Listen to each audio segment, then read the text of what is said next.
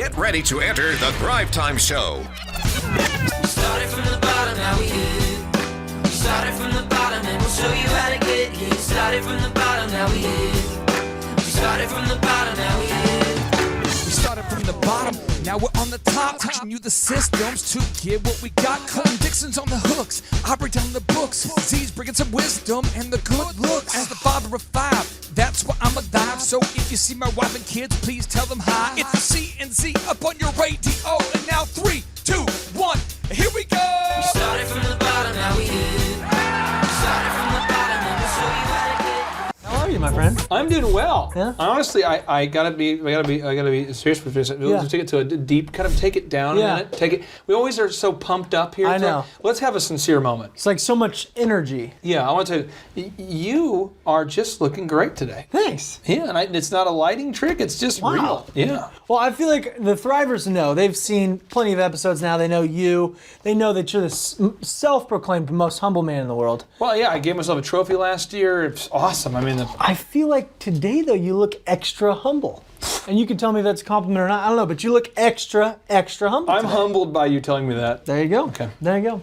So today we're talking about the 8 secrets to manage in a dumb, dishonest, and distracted America. Yeah. This is all going to be based off of Clay's book. This is, I got it right here. Ooh. This is the Will Not Work for Food book. Okay, Will Not Work for Food, right here.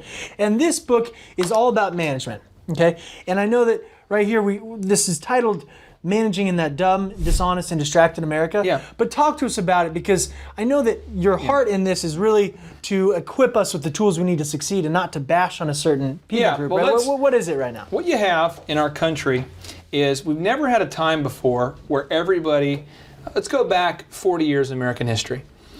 Everybody at work didn't have their own personal communication device.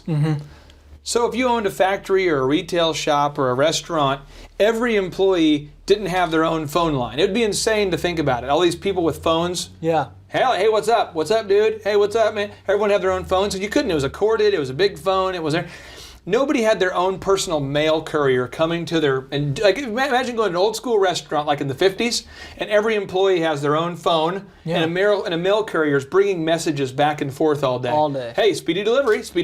Hey, got a delivery. Message for you. Hey, this Right. just in. I mean, and then people aren't like, hey, there's a movie that just came out. You should see this movie. Hey, LOL, OMG. So it's a bit Woo. more of a So distracting now world. you have this world where people are like constantly distracted. There's data out there, and a lot of it's in this book, so I don't want to give you the stats Right. wrong. But the amount of time the average person spends per week now on Facebook Yeah. or social media, it's almost like when would they have time to focus? Well, let me just tell you real quick. Inc. don't. magazine says that 20 to 29-year-olds waste on average 2.1 hours per day in a normal 8.5-hour workday. yeah. So there you go. So this is 2.1 hours per day. 2.1 hours. So 1/4 of the day for You're the average paying them for employee 8.5 hours. is doing nothing. Yeah. A lot of times I'll walk by staff at businesses I work with, and what are you working on? And they're like, what? And they'll put down their phone. Right. Oh, I was just texting my daughter because I care about my daughter, and you want me to care about my daughter, right? Or like the quick minimizing the window. Oh, whoa. Whoa! Whoa. Whoa! It was so quick. It was so That quick was that crazy fast. That was too fast. Well, the thing is, though, is what happens is that people are used to that. It's become acceptable behavior. There's no rules unless Right. you're the owner of the business and you say, hey, no cell phones at work. Okay.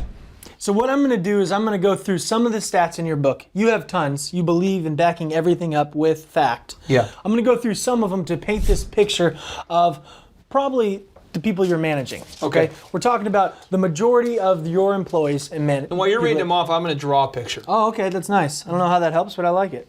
According to Fox News, a study they did showed that nearly 25% of average Americans' workday is wasted. 25%. I'm glad that you're drawing, but you're listening, right? Yeah. Oh, good. Okay, good. New York Times bestselling author Ken Blanchard. You want to tell us a little bit about Ken? He did the one. He did the management expert guy, right? Well, 1 hour manager. yeah, let me throw this out here for you. Okay. What's happening is when I was, right now, you were talking. Yeah. I'm just doing this to prove a point. While you're talking, I would say, excuse me, what was that? Yeah. Because I don't know what you said. Oh, that's tough. Because I was distracted. It hurts my feelings. See, I was distracted. I see. That's And this is what's going on every day in business. So could you repeat it again, please? Yeah, Ken Blanchard. I was about to just quote something that he were you? pointed I'm sorry, out. I was just texting. Ken Blanchard. Sorry, trying to Talk picture. to us about Ken Blanchard, the management expert. Yeah, he's a guy who wrote 1 Minute Manager. 1 Minute Manager. He's sort of a Yoda of management. And his whole thing is he teaches very specific steps on how to manage people. Good. And he also spends a ton of time and energy researching companies and employees to see trends that are occurring. So one of these surveys that he did, he surveyed 1,300 people, and he found that only 59% of that time is actually productive time spent at work. Do you know how crazy that is? Yeah, it's that's like, again, you're trying to do an interview here, and I'm drawing a picture of this guy. Right. Albeit a good guy, I'm like, no, I was just trying to text my wife. I want to see how she's doing. Right. According to a study by the U.S. Chamber of Commerce, and it was actually published on Inc. magazine, 1/3 of all business bankruptcies are a result of theft in the workplace. Think about that. Think about that. So you're talking about people that aren't paying attention, but when they are, they're stealing stuff. Yeah. So if I'm a manager, I'm watching this, I've probably experienced some of this. Yeah. How can I even feel good about walking out of the office, going on vacation, anything like that? Well, here's what I did. I learned this phrase that was taught to me by a guy named Carlton Pearson. Mm-hmm. And Carlton Pearson had a big evangelistic, big events he would organize. Mm-hmm. They were for all people of all different denominations. Okay. He was like, I'm so tired of hearing you people argue about your denominations. I'm going to start my own thing. It was called Azusa. I think it was, you'll have to fact check it, put it on the screen. I think it was ASUZA, Azusa. And I met this guy, and I'm like, how do you manage thousands of people, Carlton? And he says, one, whatever you don't inspect, Right.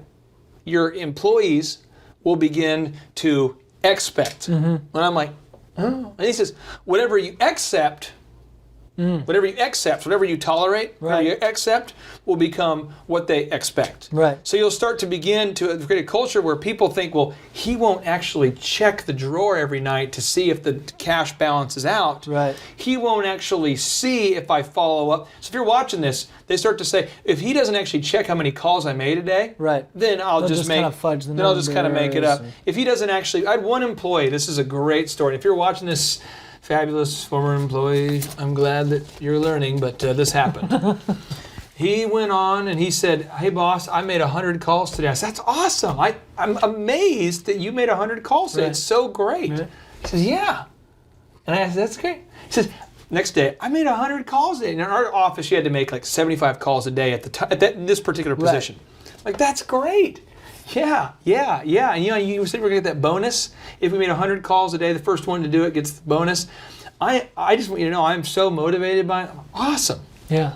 Third day, I said, you. Whoa. Let's go. Whoa. And he's like, what? And I'm like, you can see that he knows. Yeah.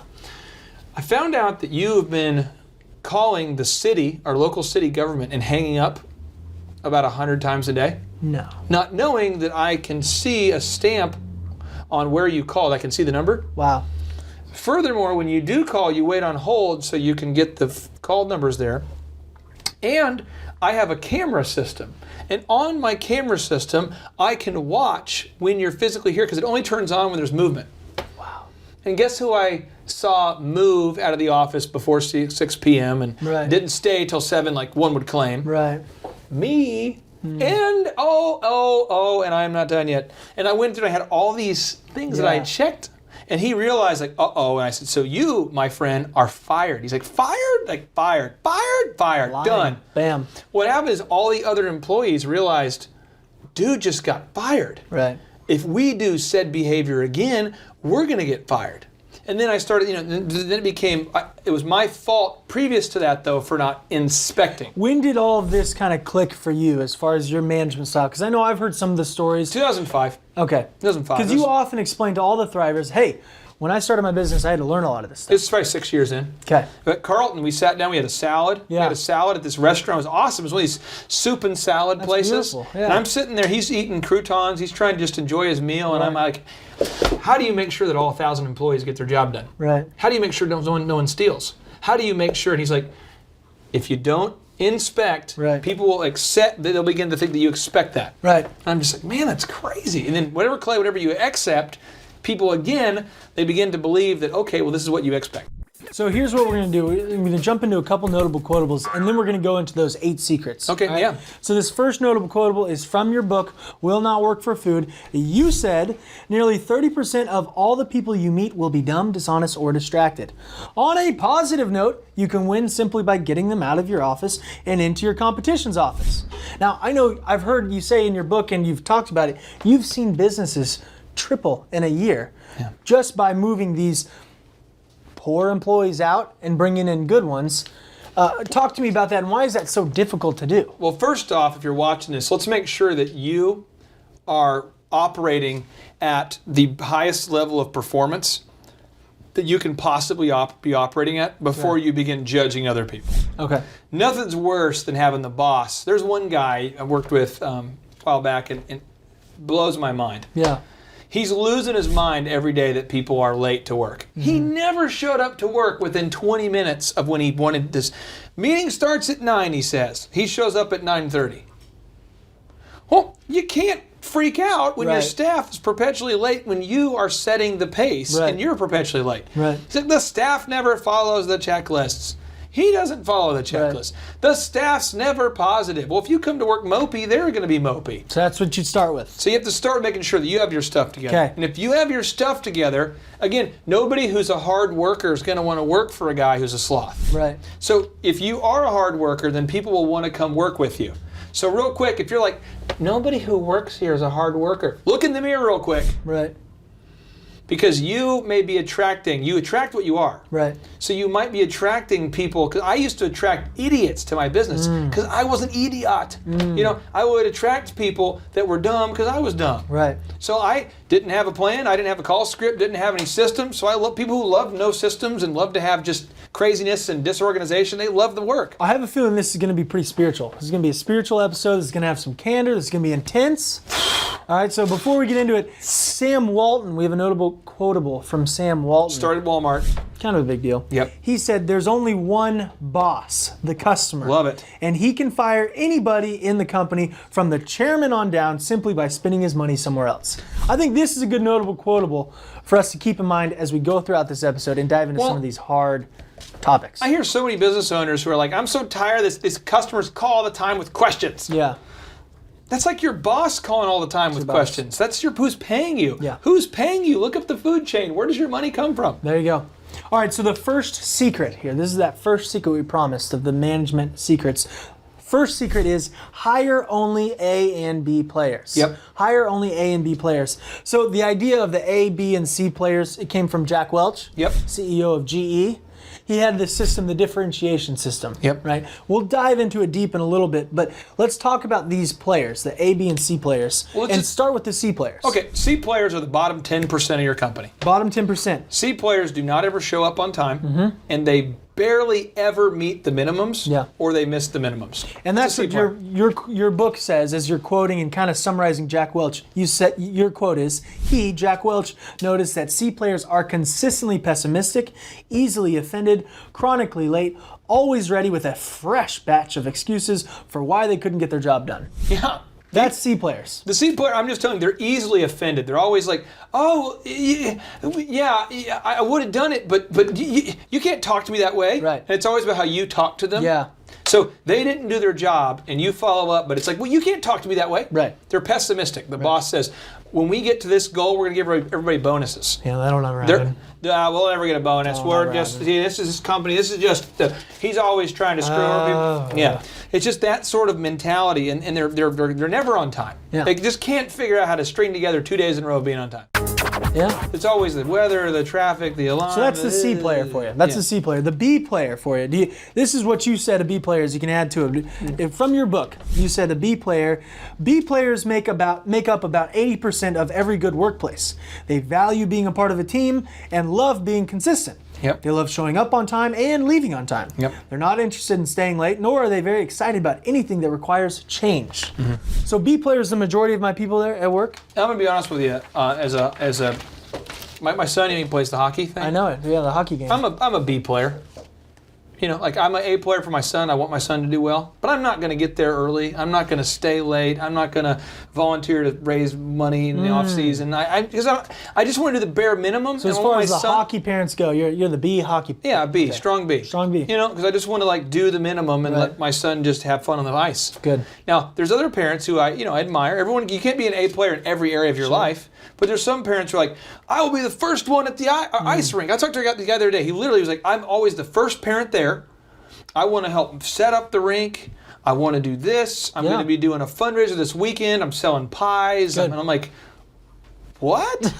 Well, so you got to choose where you're going to be an A player, where you're going to be a B player, where you're going to be a C player. And the last one is the A players. Oh, right? yeah. This is your definition from the book. An A player loves getting things done. They love wowing customers. They love results. They are purpose-driven, and they view mediocrity as a source of evil.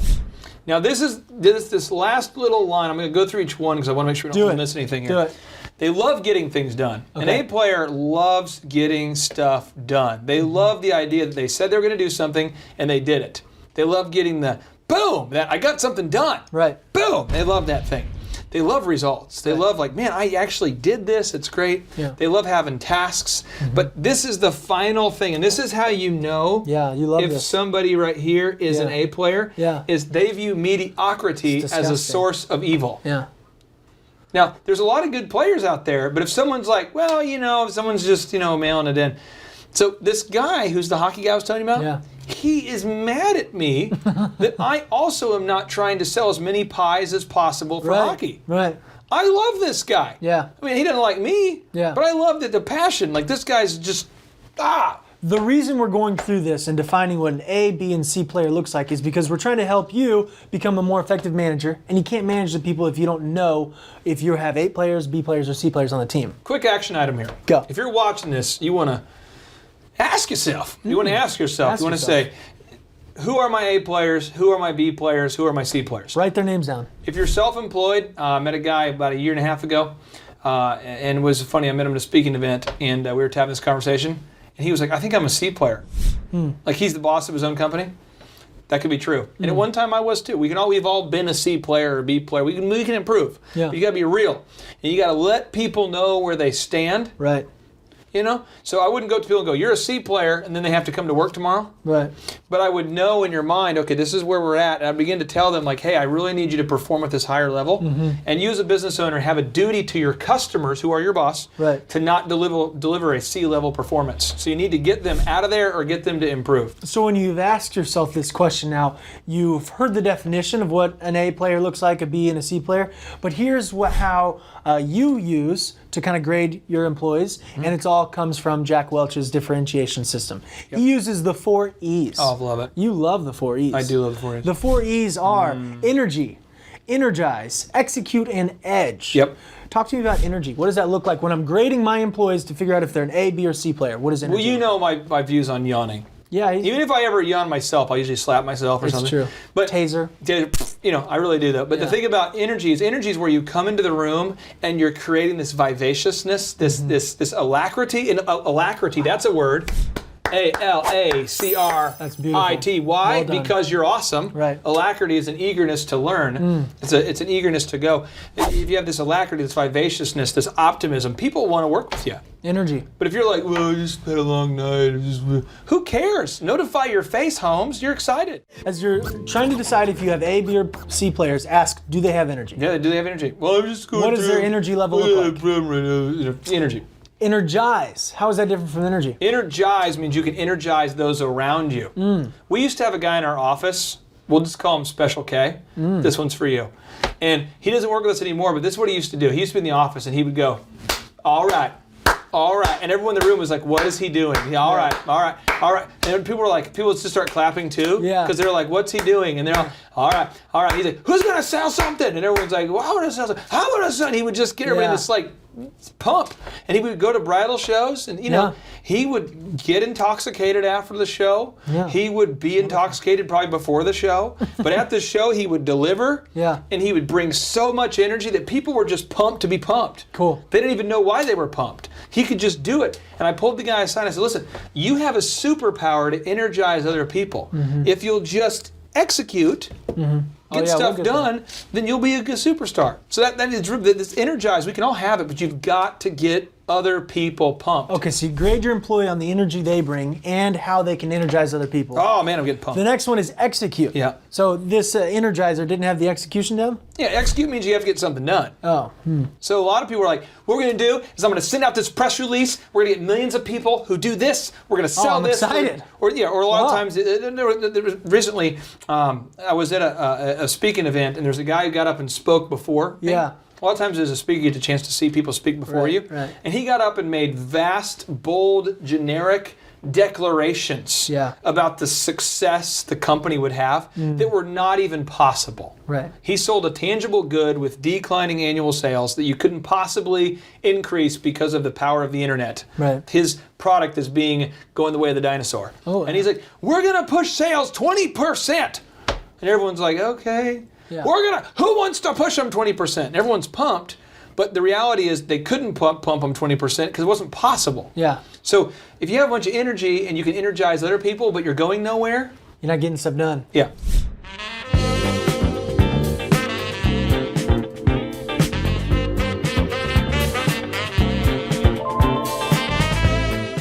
All right, so for this last one, talk to me about edge. What does edge mean?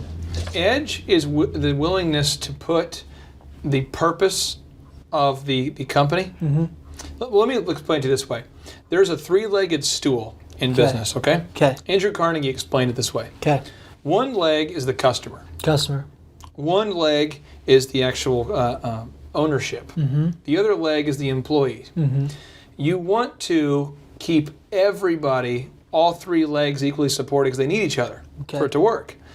But if there's no customers, then there's no need for ownership and there's no need for employees. Okay. So you have to put the focus on making sure that the customer is always taken care of. Yeah. That's the top priority.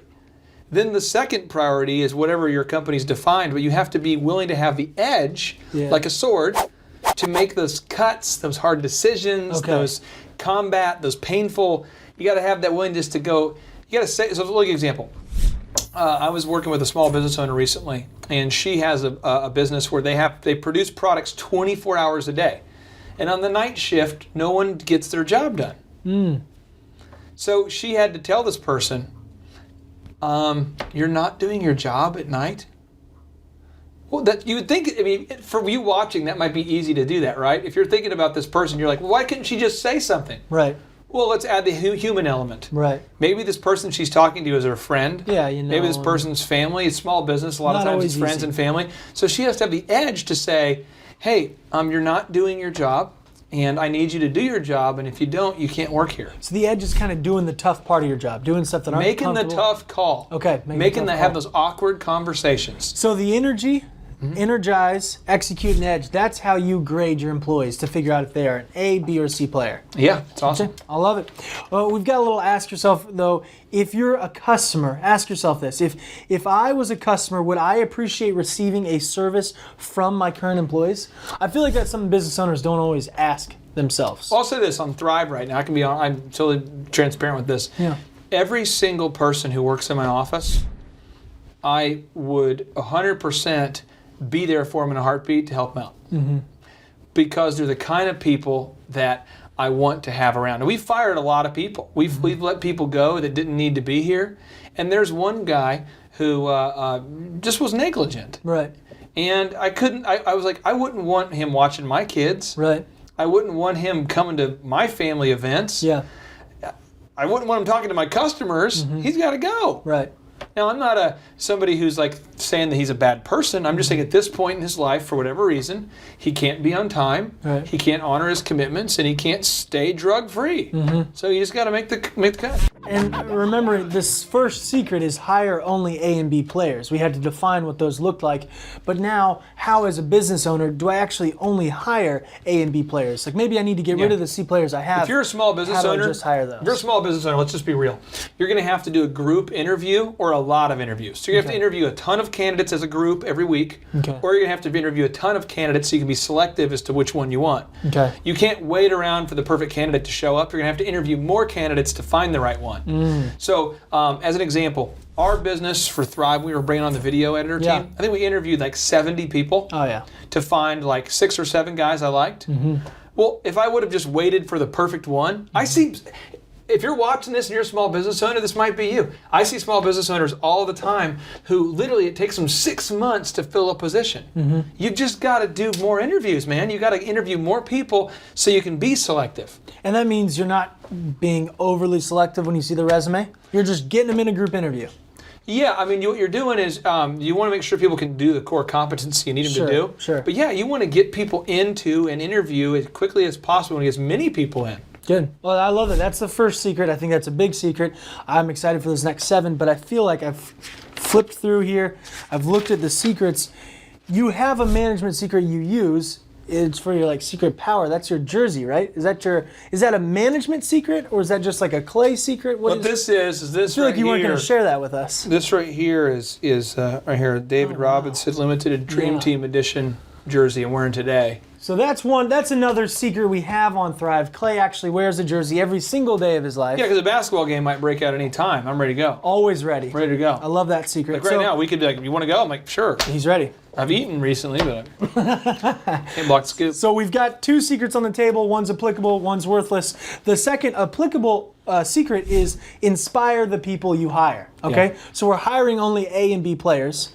Now you have to inspire the ones you hire. Why is this important? Okay. I don't do this very well sometimes. About every month, I have a unique ability to upset my wife.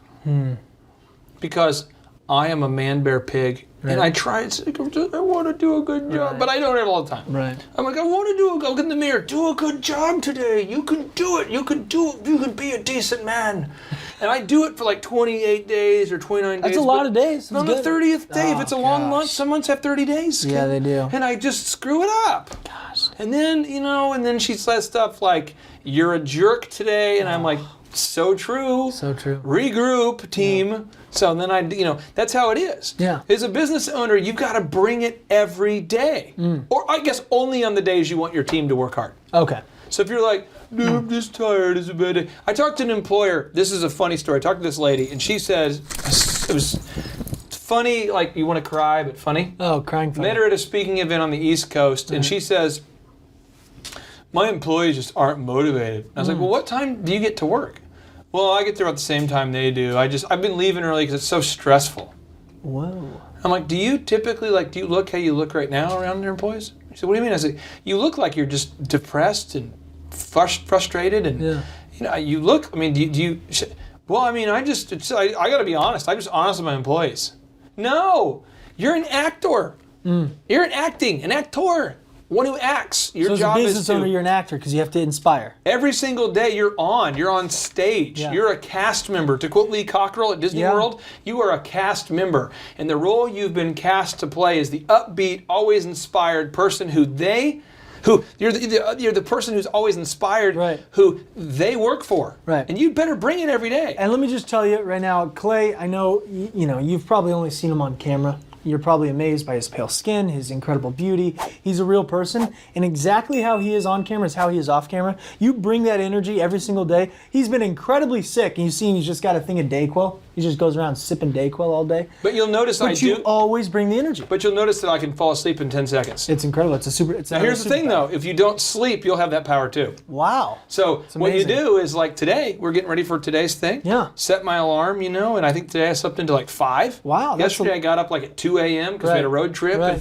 And, I have to bring it. Right. I can't be here and be like, well, I'm confused. What was that question? I Oh, wasn't sorry prepared. guys, I I'm had an sorry." early morning, so. You can just Caleb, sorry. So here's a notable quotable from you in your book. You say, without inspiration, your great new hires, whose heads were once filled with those thoughts of motivation, will soon turn into disgruntled employees who are overwhelmed with thoughts of frustration. Did I say that? You said it's well said. Well done. Do you have anything to add to this beautifully worded? I just want to group of marinate things? on it because I obviously didn't say it. It must have been like an outer body experience here. Why is it important for business owners? Because they don't have much time. Well, Why do they have to spend time doing this? What I notice a lot of times is that we hire a new employee and we go, if I hire this new guy, and I'll give you an example. Yeah. Do you remember when we hired you? I do. and you came on and you were pumped. I was pumped.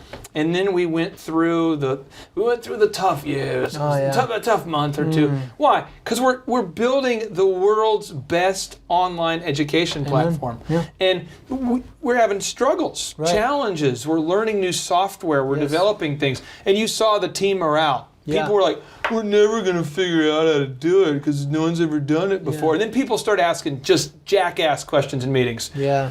What has anyone else ever done?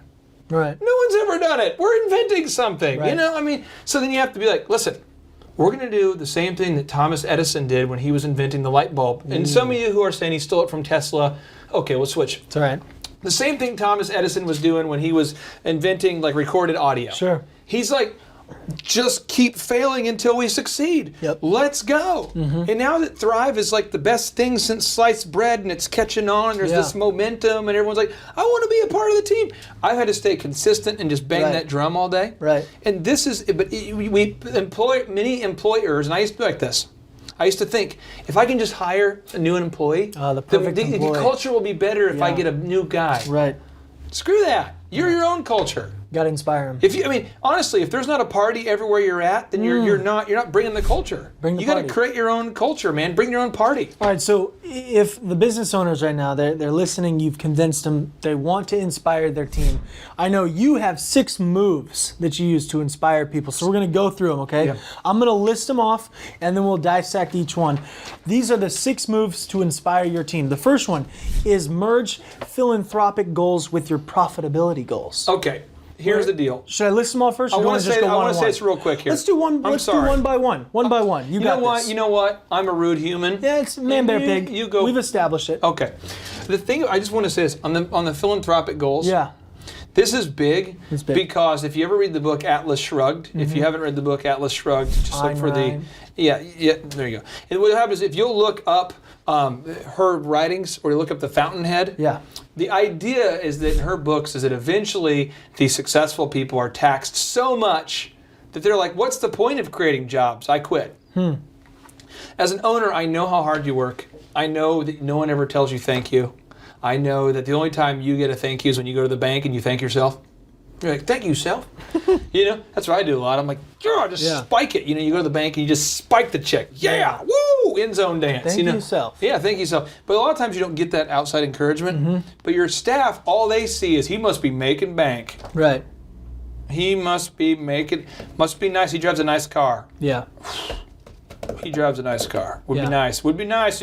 I'd work hard too if I had a car like that. Right. You know, so you get kind of some of that haterade going on. So how that does Darth this hater. first move Well, what help you inspire? do is you come up with a philanthropic goal Okay. to help other people that's big, that your team's inspired by. So, an example, at Thrive, we'll do 3 examples. Tom's shoes. Every time you buy a shoe, they give a pair away. It is absolutely true they make a profit. Right. And a big profit. It's absolutely true Starbucks makes a profit and a big profit. Right. But they take a percentage of the money and they do fresh water. They dig wells Right. in third world countries. Tom's gives away the shoes. And at Thrive, every time that you are on this site, you're giving a hand up to a military member. Right. Where they have access to Thrive absolutely free because of your you're helping subscription. yourself, you help them too. So the thing about it is you have to find something where your team is like, that's awesome. I feel good about it. And even though we're making profit, I feel good that we're helping somebody else. Does buying a bunch of shoes for my wife count as a philanthropic goal? Because I do that a ton already. So and it's I kind of count like that. it's kind of like a buy a pair, like you buy a pair. And then I you buy give- another pair. You buy another pair. No, Yeah. how about this? You buy her a pair and then you give her another pair. That's how it is. Is that a philanthropic goal? I would say so. I mean, think about Yeah. this. Happy wife, Oh. happy life. Amen. So really what's happened is you are helping yourself by helping her get some shoes. What's some action steps for me as a business owner here? I want to have this philanthropic goal you talked about. How do I do it? What do I do right now as I'm watching? I'm going to give you a bunch of them. Okay, One go. is you want to write down some philanthropic goals that you have, So things define that you're them, write them sincerely down. passionate about. Second is you can figure out what percentage of your revenue you'd like to give away forever to this cause. Okay. Is that just your profits you're giving away? What do you? Where does this come from? Percentage of profits or gross revenue, Okay. whatever you feel is appropriate. Okay. I can just say this. I can't fake the funk. I really love America. You probably hear me say you're a great American. I love America. I say talk it a about lot. Eagles all the time. I wear red, white, and blue. Never I fake the love funk. America. Now, if you're watching this from South Korea, I'm a big fan of yours too, and I might become a huge South Korean fan. I'm serious. I love these people almost as much as America right now. Wow. Because they're starting to bring that American funk to South Korea. Wow. Yeah, seriously. Look it up. Unbelievable growth there. Awesome. So the thing is that like, I can't get if you were like, well, hey, we'll take a percentage of all of our money and recycle. I'm like, guys, we're going to take a percentage of all our money and recycle. What was that, boss? Recycle. Well, yeah, because like I'm sure recycling is important, but for What me, kind I'm of not car do you pumped. drive? I'm trying to remember. A Hummer. Oh, a Hummer. Yeah, what I do is I'm supporting the oil and gas industry. That's wonderful. That's wonderful. I'm helping people in the good. industry. Okay. Next So do you have thing any other action items? Yeah, next thing you want to do is share these goals with your customers and your employees. You say, Okay. customers, we're trying to help provide shoes for the world. Okay. Employees, every time someone buys a shoe, this is what we're going to do. Yeah. That's the deal. The next thing is you want to physically put your logo and your cause everywhere. Anytime someone sees your logo, they should see your cause. Really? Mm-hmm. So on my business card, on my website, everywhere. Yeah. Yeah, so like on Thrive, as we do all the business cards and all the print materials, you'll see it more and more. Right. It's just a deal of like, I want people to know that when you're subscribing to Thrive, you're helping somebody. I mean this for someone going, I'll just get on my soapbox for a second. Yeah, get on up. But you can't have a free country without we have a free market without a free country. So the people who have made the country free, Right. they're the ones who are making entrepreneurship possible. So we all need to buy the guy a beer. Yeah. We need to give him a free subscription. We need to do something to say thank you. Well, and this is one thing that I love about this point is you talk about how recycling isn't really your thing. It's a thing for somebody though. Exactly. So you have found a cause that you are passionate about, surrounded your team with people who are passionate about that cause. That's why it's effective, right? Yep. So everybody's cause might look different, but as long as you have some kind of goal like this that's big, it can be a motivation for your team and inspiration. Yeah, and this is another example for you real quick. Years ago when I had the DJ business, Yeah. we did a wedding free for a guy who was in the military. Yeah. And occasionally you find out the people who serve in the military don't come back. You know what I mean? And so if you do a free wedding for someone and you hear the story from the wife years later that thank you for doing this because he's no longer with us. Yeah. If it was something I didn't care about, I wouldn't be like emotional when I talked Yeah. to her about it. I'm like, thank you for sharing. We're so excited we could do that for you. And it like, Yeah. when I did the wedding for free, I was like, I'm doing the wedding for free, and I wanted to do it for free. Right. And I remember the Golf Club of Oklahoma doing the wedding for free and being pumped up to do it, and I Yeah. didn't get frustrated. I didn't care if I was getting paid. Right. And they wanted to tip me, and I'm like, no. Right. No. Now, recycling, I would be like, you are gonna have to pay me. Right. But And- for somebody else, that could be their thing. Yeah, but if you're watching this, and recycling is your thing, or Right. shoes, or anything, whatever is going to make it, it's Write got to down be what that goal is. has to be an irrationally emotional, white hot Good. fire that you're pumped up about in a way that doesn't make sense.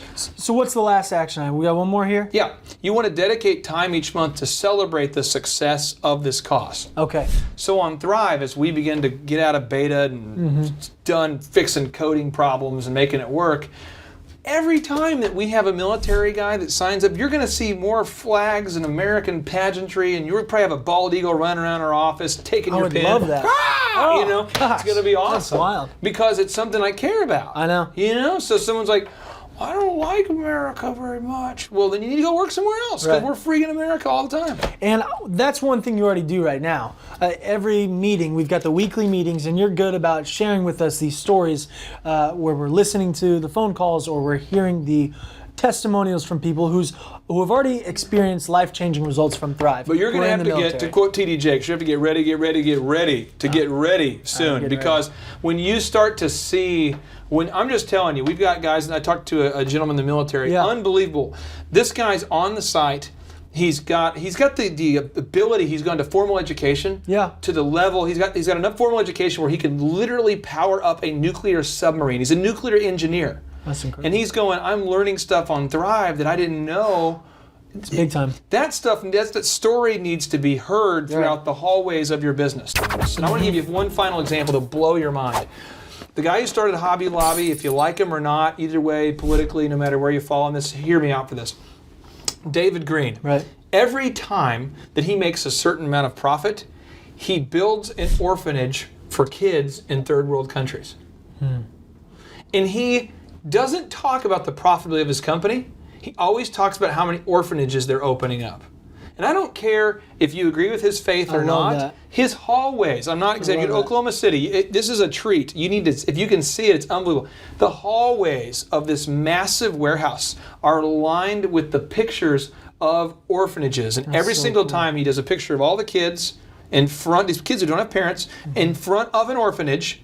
He takes the picture and puts it on the wall, and he wants all of his employees to get anywhere, you have to walk past them. That's cool. And he talks about it all of the time. But he's made these hallways so you have to walk by them. So if you're at Hobby Lobby and you're working there and you're thinking, gosh, I really don't know if I want to get this graphic design done on time.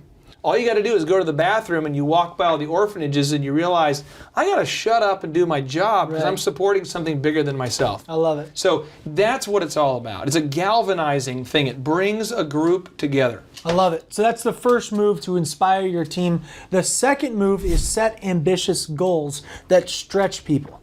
So again, we've talked about why you need to inspire your team. Now we're talking about how to do it. Set ambitious goals. Why is this important? I always tell people that they're 1/10 of 1% of 1/10 of 1% of 1/10 of a percent of where they're going to be. So then they get confused? Well, what happens is people a lot of times they'll have success, Yeah. but their boss will say, "You're awesome," and we begin to treat somebody almost like they're superhuman. Yeah. I don't do that to myself though. Yeah. Every year I ask myself, what am I terrible at? I remember sitting down with Bill Shofty Yeah. on Thursdays with Bill. And I'm talking about online education and trying to formulate the ideas that would become the genesis of Thrive. Right. And he is ripping me apart. Bill, thank you. Yep. And Bill's like, well, I don't really, and he's asking me these hard questions. Yeah. And he's like, well, Clay, have you thought about this? Or that's not a wise choice, he would say. And I'm just like, God. Well, he's pushing me every week to become better and better and better and better. Well, then I should expect at least the same. Now, again, I should expect my employees to want to get better, better, better. Right. But if the employees see that I don't want to get better, why should they want to get better? Okay. If I'm the same person this year as I was last year, we have problems. Right. I need to get better every year. So this is the notable quotable here from your book. You said, if you have goals that are small and weak, no A players are going to want to come work for you. What does this mean? Well, here's a story. I tell these guys, they were in the home remodeling business. Yeah. Just two brothers, home remodeling business. And they, in a staff meeting, told their staff, they said, these are guys who wanted to hire me for a consulting, and I just ended up not doing it because they're bizarre creatures. Yeah. But they were like, we want to make $100,000 a year. And so one of the employees is like, well, we're already doing, boss, like $1 million a year gross revenue. He's like, no, I want to make $100,000 a year. So I'm not going to stop until and he kept talking about his goal. Oh. And the employees are thinking, well, if he makes $100,000, if that's his goal, And I'll mine's probably gotta be make under like that. $30,000. And you're watching these people do the math. Yeah. The goal's got to be something that inspires people. Yeah. It can't be a goal where you see small businesses all over America who somehow take pride in being small. Stop it. If that's Right. you, stop. Well, that's those people that think if you're small, then you can, give high quality. If you get big, you lose the quality. Quality and quantity are opposite. No. Mercedes, last time I checked, made more automobiles on an annual basis They're pretty than nice. typical small business owners Yeah. only produce X numbers of products and services. Right. Last time I checked, Mercedes does a lot more volume than typical small business. Right. And their quality's pretty high. Right. I mean, you might be able to hand make your own car better than the Germans over there, but I'm saying it's pretty high. Right. Disney World sees millions of people. Right. Some people say, well, yeah, the quality's gone down since they got big. I doubt it. Right. So that's the big thing. If you don't have big goals, you're not going to attract the right players, the A players. What kind of smart person would want to come No work one. in a small business? I'm going to praise you for a second. Thrivers, you hate to praise them. If you do, we're going to edit this so you'll get to watch it, but This he is can't watch painful this. for him, is what he's saying. What It's I'm saying painful. though is this man over here, he's got big goals with his life. He wants to change the lives of people, make a difference, wants to do something, inspire people. Therefore, if I had a company that I was building that had stupid, small, piddly, depressing, weak goals, you wouldn't want to be here. No. Well, my goal is to, hopefully sell 2 or 3 things this week. Right. I think I'm going to go Yeah. permanently. Thank you. So you have to have. I'm telling you. Here's a little deep thought. If your company's not growing, check it. Your A players will be going. Oh, I knew what you were going to do. That was good. Yeah, I rhyme all the time. It's easy. Wow. So what do I do? What are my action steps now? If I want to set up this big goal that attracts A players, what do I do now? Ask yourself right now, what do I need to do this year to double the size of my business? What do I need to do this year to double the size of my business? Yeah. This is the difference between A players. Again, I'm just throwing it out here for you. Gosh, I hate to do this, but if I don't give you personal examples, I think you're going to feel like I'm being like vague. you're preaching from up high or anything like that. Okay. Talked to a girl a while back. I said, I want to double the size of this business. And she's like, well, I kind of like to leave early though on Thursdays because there's a show I like. And I'm like, oh, you want to leave early on Thursdays because there's a show? Yeah.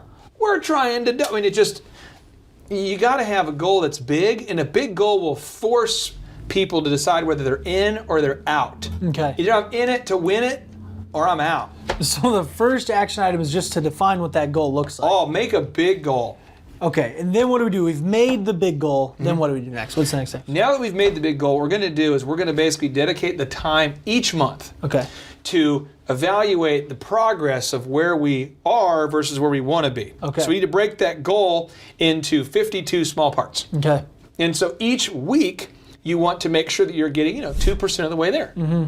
So you got to take your big goal, break it into weekly, small parts, and each month look at all the data. Neat story. This morning I did a conference call with a guy. Yeah. And we discovered that his business did a 17% increase in profit in the last 6 months. Oh man. That's pretty cool. That's awesome. So his business is about 3 months away from franchising in terms of revenue. So if he can string together 3 more months of consistent growth, he can start franchising all over the world. Boop, boop, boop, boop, boop. That's pretty cool. Yeah. But just saying every month, like, I want to grow, I want to be big time. Right. It's stupid. Define but it. Instead, we say if we sell 15 memberships a week, Right. 15 gift cards a week, and we get the occupancy of this business up to 60% occupancy, 60% full, then you're going to get to your goal. Every week you have to sell 15 and 15 per location. Can you do it? 15 and 15. So you define the big goal, and then you break it down and make sure that you measure how you're doing to reach that goal on a monthly, weekly basis, you're saying? Yes. You want to break it down like the old school guys, like in the 80s. There was this song. I would like to cue up the song if we can real quick. These Are the Breaks by Curtis Blow. Oh, bring it. These are the breaks. Turn it up, turn it up, turn it up. You got the linoleum, you throw out that linoleum, and the guy starts break dancing, and he starts doing the move, and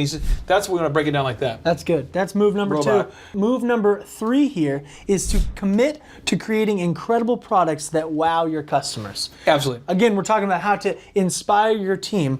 Why is creating an incredible product going to inspire my team better? There's a book called The Service Profit Chain. Yeah. That was written by Harvard. It's a case study. And one of the companies they study is USAA. Mm-hmm. They're an insurance company. Yeah. They study Southwest Airlines. You study top level companies. The thing about it though is when FedEx came out with the system where they could deliver something overnight, it just blew people away. Like, Right. What? You can actually get something overnight? Anybody who's ever been to Walt Disney World, especially, if you've been there with a family, you're like, man, this place is awesome. Yeah. Every bathroom is so clean. It's it's a great experience. When you make something that's awesome, people can't help but share it. The movie My Big Fat Greek Wedding, it didn't have a big budget, but it hit home with so many people that they couldn't help but share it. Right. So you're going to find that a budget will be dwarfed by a big advertisement budget can get beat every time by a great product. Okay. The great budget gets beat by the great product. And people want to work for something that's producing those great products. Yeah. Apple, the products are insanely great. Right. And so when Steve Jobs was there, they attracted great people because they wanted to be a part of something great. Right. Well, here's the quote from your book here, okay? This is, again, quoting you from your Will Not Work for Food book. You said, top people want to work where the best and most incredible products on the planet are designed, produced, and sold. Mediocre people are those that are offended by the accountability that is required to produce great products and services. Yeah, ultimately you have to be accountable if you want to make something great. And so I will just tell you this, on Thrive, we listen to the feedback of our Thrivers, and a lot of them have said, hey, I'd like a training on this. Right. I'd like a training on that. Hey, could you make a training on this subject? Yeah. Well, if I'm annoyed by it and I'm like, you don't need a training on that, or geez, these people all they want is more trainings. Yeah. But if I'm excited and I want to make an insanely great product, Right. then I'm energized by the feedback. The thing is, you want to seek criticism, not praise. You want to seek criticism, not praise. And only top-level people will do that. And as an employee, I love working for something where I can say, hey, did you see Thrive? Check out those videos. They're top-notch. They're funny. There's a ridiculous-looking pale guy on it. It's fun to be able to refer people and feel good about the product. Absolutely. So if I'm watching this, I'm ready to inspire my team, and I want to inspire them by producing a good product. What are my action steps? I'm going to give you a few here. Okay. One is you want to let your employees know right now, here and now, that you will no longer tolerate anything less than great products. You will no longer tolerate subpar products and services. No matter what I've been doing in the past. No matter what you've been doing. It's time to, the past was the past, we're moving in the forward, and moving into the future. Tell them, moving forward, I'm not going to accept any subpar anything. Okay. The next thing you want to do is you want to select somebody on your team to be like your quality guard. Okay. So they need to be able, anytime that you get feedback on social media, quality control surveys, mystery shoppers, people just say something. Yeah. Anytime that you catch something being less than awesome, they need to be able to be the kind of the whistleblower. Okay. The next thing is you want to schedule weekly meetings to inspect the quality of your products or services. Okay. Every week. Every week. All right. Every week you want to have a quality control meeting. You have to have a weekly meeting. Okay. If you don't have a weekly meeting, it's going to be too far. You can't have a bi-weekly, you can't have a monthly, you can't have a daily. Just do it weekly. Every week, just adjust and say, are we making the products that are as great as we want? These are huge, by the way. This is what we're talking about. This is not the theory. This is the, hey, practical, do this today to improve the quality of your product. Here's the part about a startup that stinks. We're building Thrive. Everything is urgent. Yeah. Building the website, raise the capital, make the trainings, Right. shoot the videos, build out the office, hire the guys, fire that guy. Right. Who's that guy? Everything's urgent. Right. But as your business begins to grow, now we have the luxury of saying every week we're going to have a meeting to talk about this. That's the scheduling the meeting. Okay, perfect. Yep. Now the next one is you want to create a quality control system that requires the signature of at least 2 people to verify that something is incredible before it goes out. This sounds exhausting. Is this important? It's huge. Well, the thing is, you want to have a thing. W. Edwards Deming. Okay. If you get a chance to read any of his stuff, we'll talk about it on Thrive too. Okay. He developed the quality control circle that became big in Japan. A lot of people don't realize this. You know, America made cars forever, right? Yeah. Then all of a sudden, the Japanese became great at making cars. Who taught them this? W. Edwards Deming. Okay. And what he came up with was a quality control circle, where the whole idea is if I write a paper, I shouldn't be the only one who edits the paper. Right. If I make the product, I shouldn't be the only one who quality controls the product. There needs to be a system of accountability. So that's what you're doing by setting up 2 different people who have to sign off on something. Yep. That's doing that. Okay, the circle. And ultimately, it'll save you time in the end. That's what's Right. funny, is it seems like it's a lot of time. And it'll inspire your employees. Absolutely. Now, the next thing is you want to set up a program that aggressively solicits feedback from your customers. What does that look like? You want to have mystery shoppers. Okay. Action item 1, you can have mystery shoppers. Okay. 2 is you want to do surveys, incentivize the surveys. Tell us how we're doing and win a free iPad Yeah. or something. And for your companies, you always do this on a 1 to 10 scale, right? On a scale of 1 to 10, rate our performance. Okay. I always give my employees bonuses based on how highly people review us. Yeah. So Like if you got a 10, multiple 10s in a row or whatnot. Yeah, back with one of my businesses, if the customer gave us a perfect 10, the person who delivered the service always got the bonus. Cool. And the final thing is you want to set up a system that allows your team to see the raw feedback from customers, Yeah. good or bad. They have to see it every week. Okay, we had email that came in today from a Thriver, and he had some very, very, very just awesome positive things to say. Yeah. But then he had some critiques Yeah. about the functionality. I love it. And we're pushing the updates that are coming out with, we're getting out of the beta version. And all of the issues that he brought up, we're dealing with. And I Right. felt good to know that, like, hey, he caught it Right.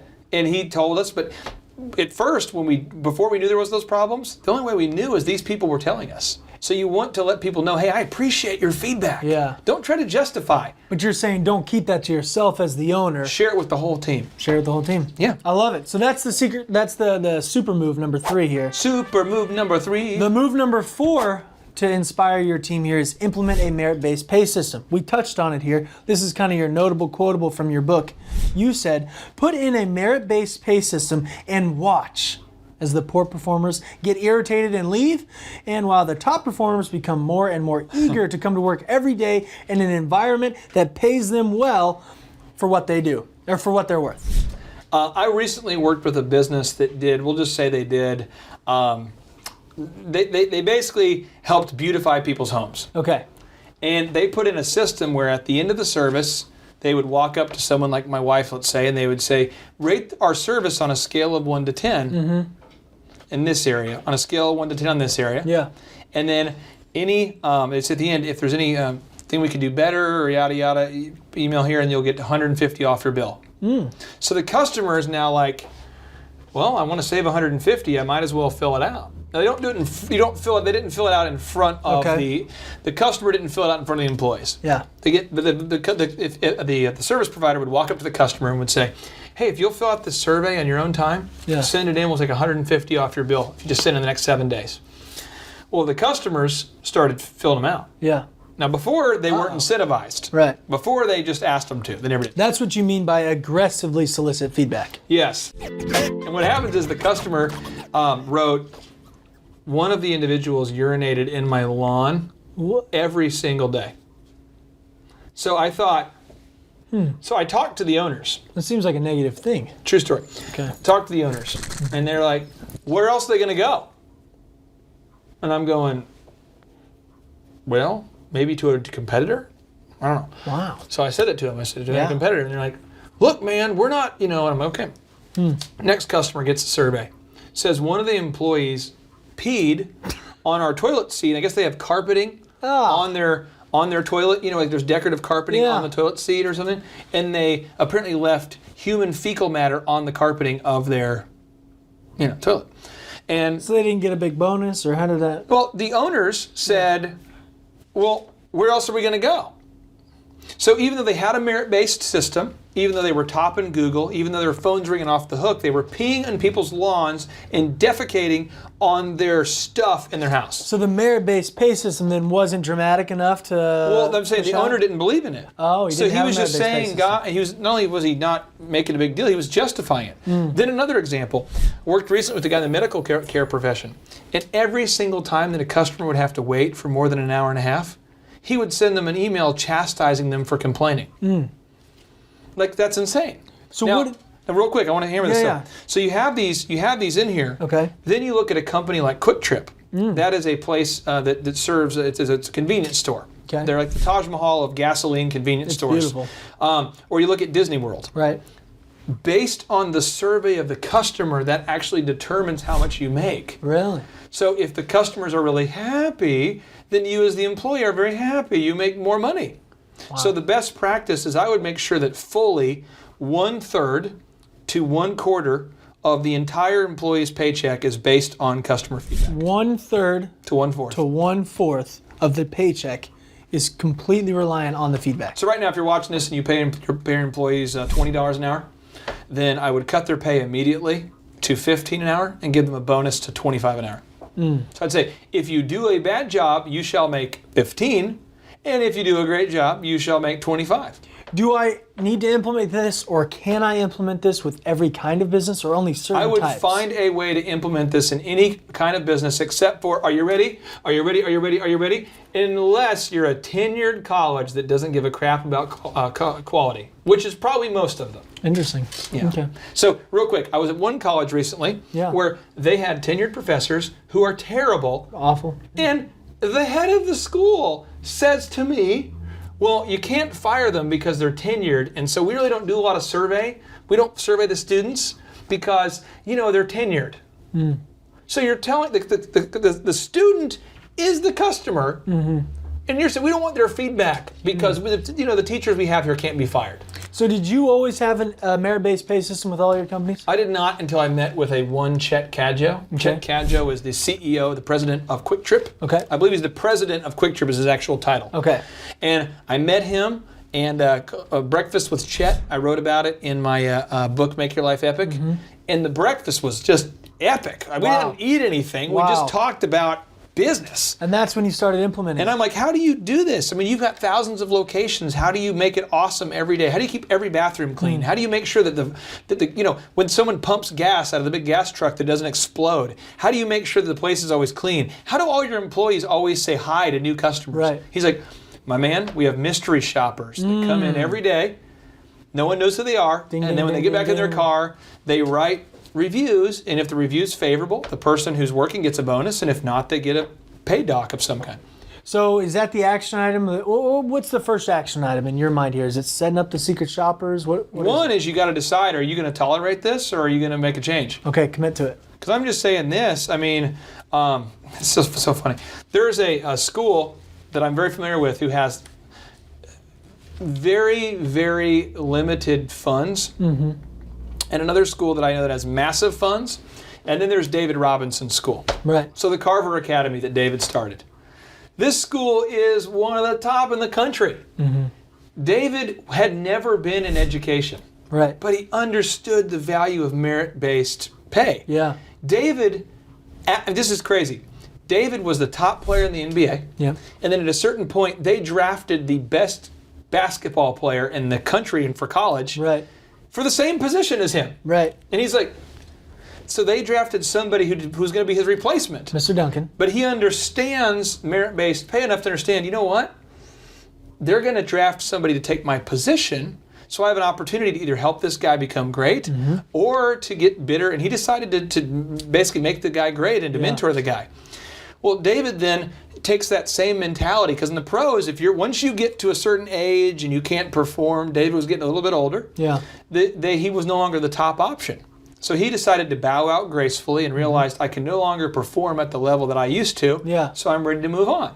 I think it was 14 seasons he decided to do that. An incredible success. Yeah.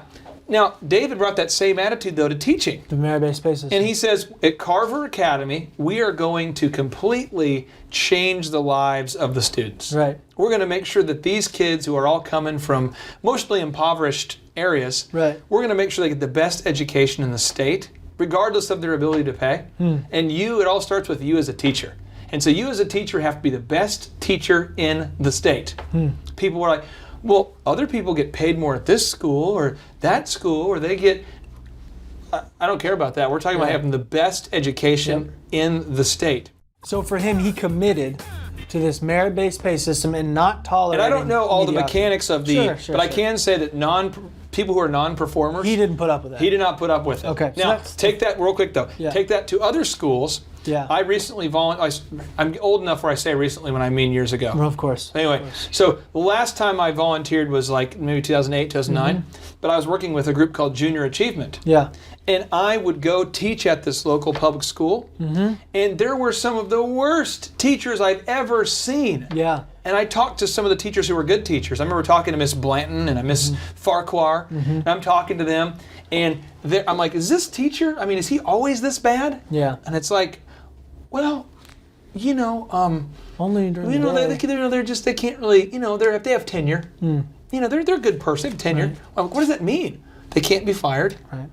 If some of your employees feel like that, it's a dangerous place, because guess who can fire you? The customer, simply by taking their dollars somewhere else. So get serious. Are you going to tolerate it, or are you going to make a change? So that's the first action item, is commit to not tolerating that kind of performance. This is a huge thing. I could talk about this for 3 weeks in a row, but you have to decide that right now, because almost no one does. Almost nobody makes that decision. Are you going to do it? Are there other action items that you would highlight here for this section? Yeah.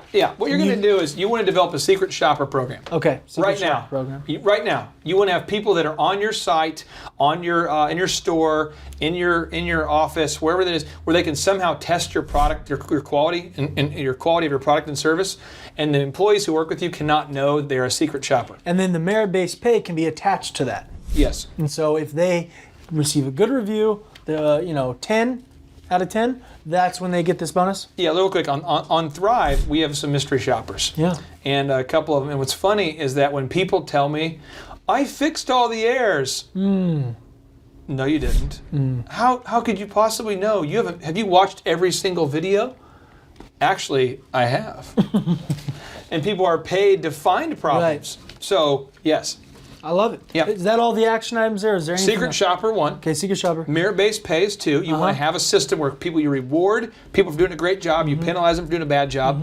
And the final thing is you want to post everyone's secret shopper reviews in a place where everyone can see it. That's not private.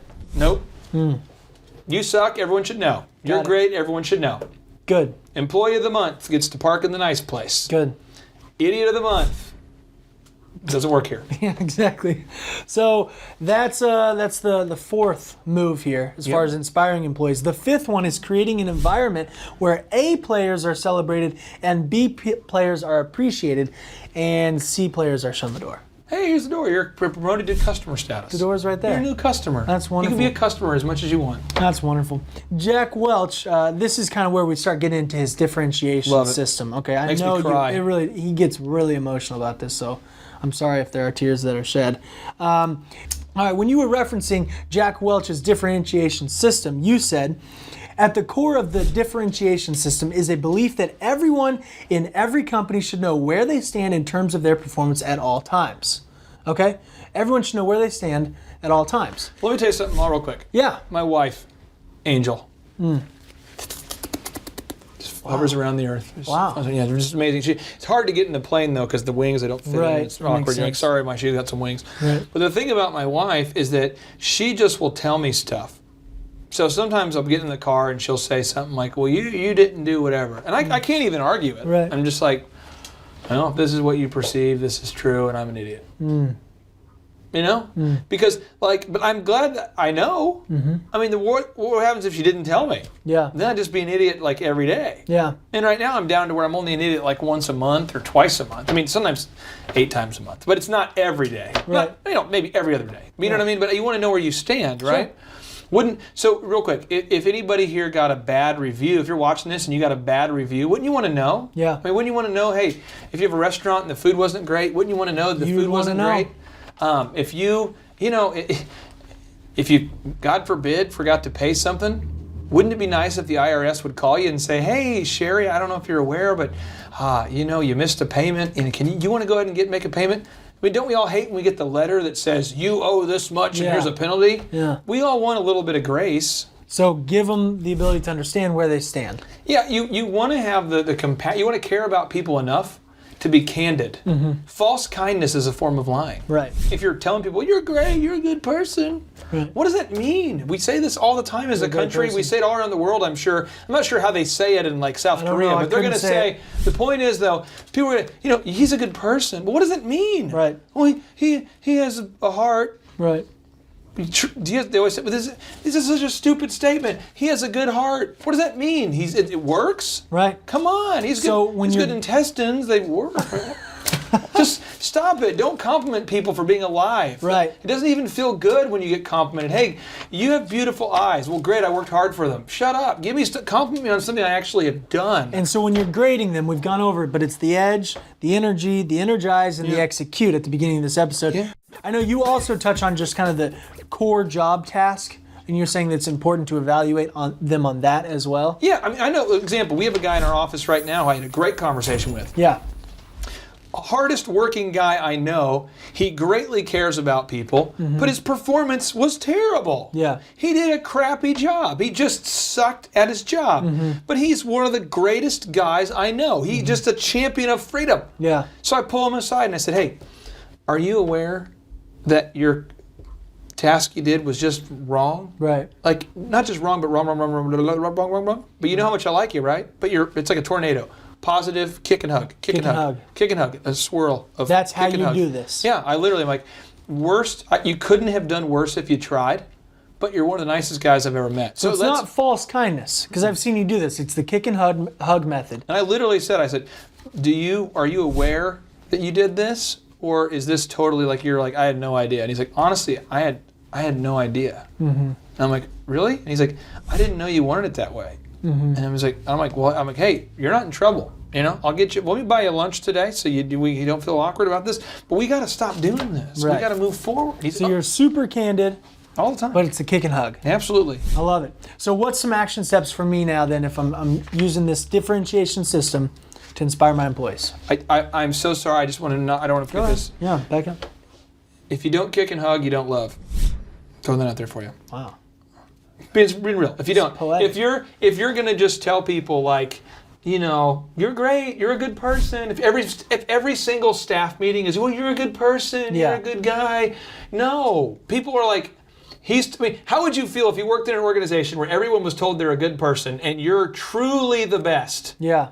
If everybody is average, then nobody is great. Well, that's why we're discussing this. It's how to motivate your team. You'll lose A players that way extremely fast. I'll tell you an example. I had a guy I told this feedback to, and we know the guy. We know the guy. We know the guy. And the guy's like, so you're saying my performance isn't great? I'm like, yeah, that's right. Well, what do I need to do to get better? And he became like, what can I do to get better? That was awesome. Yeah. But I had to motivate him. And sometimes motivating people requires, to quote Colin Powell, we'll make sure you put this on the screen. Colin Powell, Secretary of State, decorated military hero. He said, sometimes leadership requires pissing people off. Wow. And it requires hugging people. So if you're not a hugger, deal with it. Well, there you go. Okay, let's go back. I'm sorry. No, that's fine. I just wanted, now it's the action items. Because you've convinced me it's important to let all my employees know where they stand. Yep. How do I do that on a regular basis there? One, you want to go ahead and develop a system that ranks every employee on a level from 1 to C. Or from A to C, I mean. From 1 to C would be tough. 1 to C, 1 to... I wouldn't know how to do that, really. Yeah.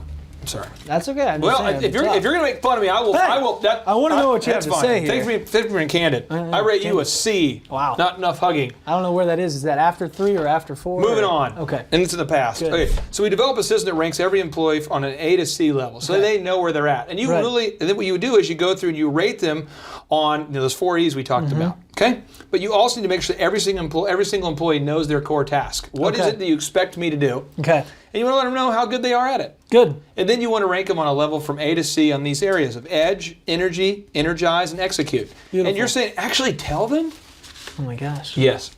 And you probably have you schedule time to do that on a regular basis. Schedule the time. Yeah. And here's the thing. This is going to offend so many people. Are they ready? Are they ready? You're ready. Better be ready. If someone says, well, I don't even know how to rate somebody, then they, in fact, are a C or a B player. Anyone who can't make a judgment call on someone else's performance right away is a B or a C player. Right. Well, and you can just rewind this episode. I'm just being real. If you're like, well, I don't even know where to rate my people, I don't.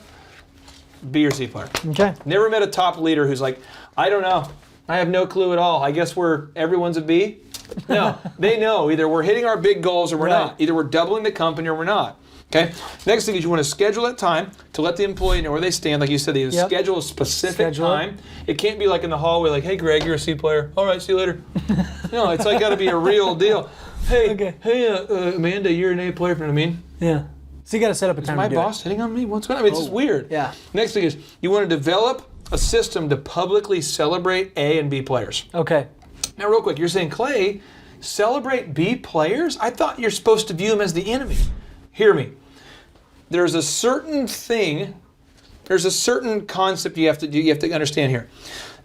If there was not a foundation of that 70 to 80% of your employees who are dependable, on time, and who liked to be part of a team but didn't want to lead, there would be no one to lead. Right. So if everyone was a leader, there would be no one to lead. And a lot of people are leaders not at work, they're leaders at home. Right. So this guy I met at hockey, he is probably one of the top dads I've ever met. Awesome. I'm talking to this guy, and he's just obsessed about his kid can put on his own uniform by himself. He can get ready for the game by himself. He's a freaking genius. He gets there first. They practice all the time. His kid is self-sufficient. Yeah. And that's a guy who's obsessed with that sport. Right. And based upon the amount of time he's spending with his kid practicing a sport, it would probably indicate he's not doing that at work. Right. So he's probably maybe a B player at work, but an A player at home. So it just depends what you're doing. So you need those B players. You got to appreciate them. Celebrate those A players. And then the next thing is you want to let the C players know where they stand. And in my mind, in a small business, I would give them 2 weeks to improve. Okay, 2 weeks to improve. Yeah, and if somebody can't get it together, then you need to help them find a transition to another place where they can be successful. It doesn't mean I can honestly say this. I have never, ever, ever, ever, ever blindsided someone with firing them, ever. And even the people I've fired, unless they did something that was like a crime against the company, like if someone's stealing our customers or stealing things or lying consistently, I'm not going to help them. Right. But anybody who got fired for not performing, I've always helped them find another job where they could be successful, every time. Beautiful. Those are the action items right there for the 5th move of how to inspire your team. The 6th move on how to inspire your team is create a fun workplace environment where employees share in the overall profitability of the company. Oh. What does this look like? What are you talking about Well, here? there's a thing called an ESOP. Yeah. It's called an Employee Stock Ownership Program. Look forward to more trainings on those. But Quick Trip is an ESOP, an Employee Stock Ownership Program. UPS is a ESOP, again, an Employee Stock Ownership Program. You guys said Southwest Airlines. Right. You've got, then there's companies like Outback that have a managing partner. And so the manager, if they do a good job for a long enough period of time, they ultimately get to buy in, and they get to buy a percentage of the gross revenue or the gross profit from the store. There you go. So they get to make a percentage of the profits Yeah. if they've been there long enough and they do certain things. And Chick-fil-A allows you, if you've been there long enough and done a good job, you can actually buy your own franchise. This is how you described it in your book. You were talking about Southwest. You said Southwest consistently turns out a profit because they have an employee ownership program that gives their employees a sense of ownership that is very real. When the company does well financially, the employees do well financially. When the company struggles, the employees struggle. What's the benefit here to actually giving this kind of ownership to your employees? I'll tell you this. When we've had more and more thrivers all over the world. This morning we had Myrtle Beach. Where you at? Myrtle Beach. Whoa, we had Shanghai in the house. We've Yes, had that. sir. We've had London. Yeah. We've had Canada. We've had, what else do we have? We have some Australia. I thought we had an Australia. I think we did have an Australian. We had a Costa Rican. We had a guy in a lady in Baraboo, Baraboo, of course. Wisconsin. Of Where you at? course, Baraboo. Well, when people are signing up, if you have an ESOP or some kind of profit sharing or Yeah. some way where everyone wins, people are like, yes, Baraboo, woo! Right. But if not, you as the owner are like, Baraboo, woo! And then everyone's like, yeah. So you're going, let's go, and everyone's like, what's Right. he excited about? Right. You want everyone engaged. Everybody can be motivated. They'll work harder if they're buying into this. Put up the Gallup stat. Dan, kind of look at me if I'm wrong here, but I think the Gallup stat was 13% of employees are engaged. Is that correct? So Gallup, the Gallup poll research group, you can put it on the screen, 13% reports that 13% of employees are engaged, aka give a crap about the company's results. So you're saying if the employees have an option, an opportunity to profit from the success of the company, they'll be more engaged. Or more I likely have to be met a engaged. Southwest employee recently who was engaged, like you're talking Yeah. about. They cared about the profitability, Yeah. and they were pumped Yeah. about. They were talking about the profitability of the company. They were loving And it was like it was their company, I love because it. it is. Yeah.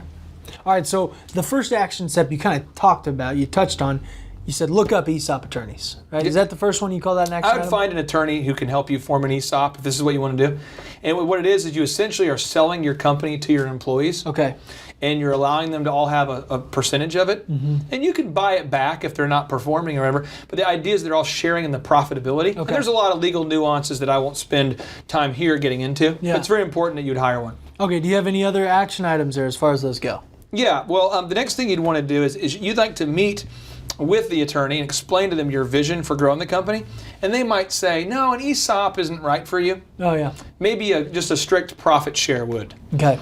Or maybe they'd say a managing partner system. Okay. Or maybe a franchise. So meet with one of these guys. Yeah, but I mean, if everyone's working really hard, maybe you say in the future you can open your own restaurant. That's Right. how franchises and stuff work. So there's all different ways you can do it, but you have to find a way to share the success. Yeah. Otherwise, it won't end up being the right culture. If I'm entertaining this as an option for my business, do you have a book that you would recommend as far as Yeah. the knowledge on this topic? The Service Profit Chain is the best book, Okay. the Harvard case study, because it just explains so many examples of how great companies do this. I know that book dives into a lot of these companies, Southwest and whatnot, and how they got to where they are. Yeah.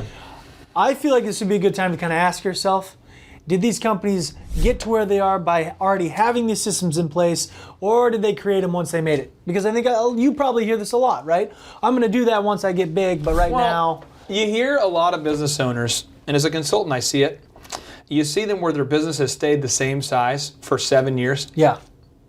So I had an employee of ours who talked to me. I was driving home the other day, and the photography business we're involved in. I think we're up 13% for the year or something. Is that it's 13%, 15%, something like that? And he's like, we're up 13% for the year. And I'm like, that sucks. He's like, why? I'm like, because it's not our stated goal. Now, just so the Thrivers understand this, wedding photography is somewhat of a limited world. Yeah. Because there's only so many girls that get married, and we don't want to travel, and so it's somewhat of a limited market. Yeah. But still, it's not the stated goal. Right. So I'm like, come on, baby, we got 1 month left. Push it. Right. Now, I'm pumped And the guy on the phone, though, I could tell that he was pumped, but not as pumped as I was. Because in that particular business, we don't have an employee stock ownership program, any kind of profit share setup.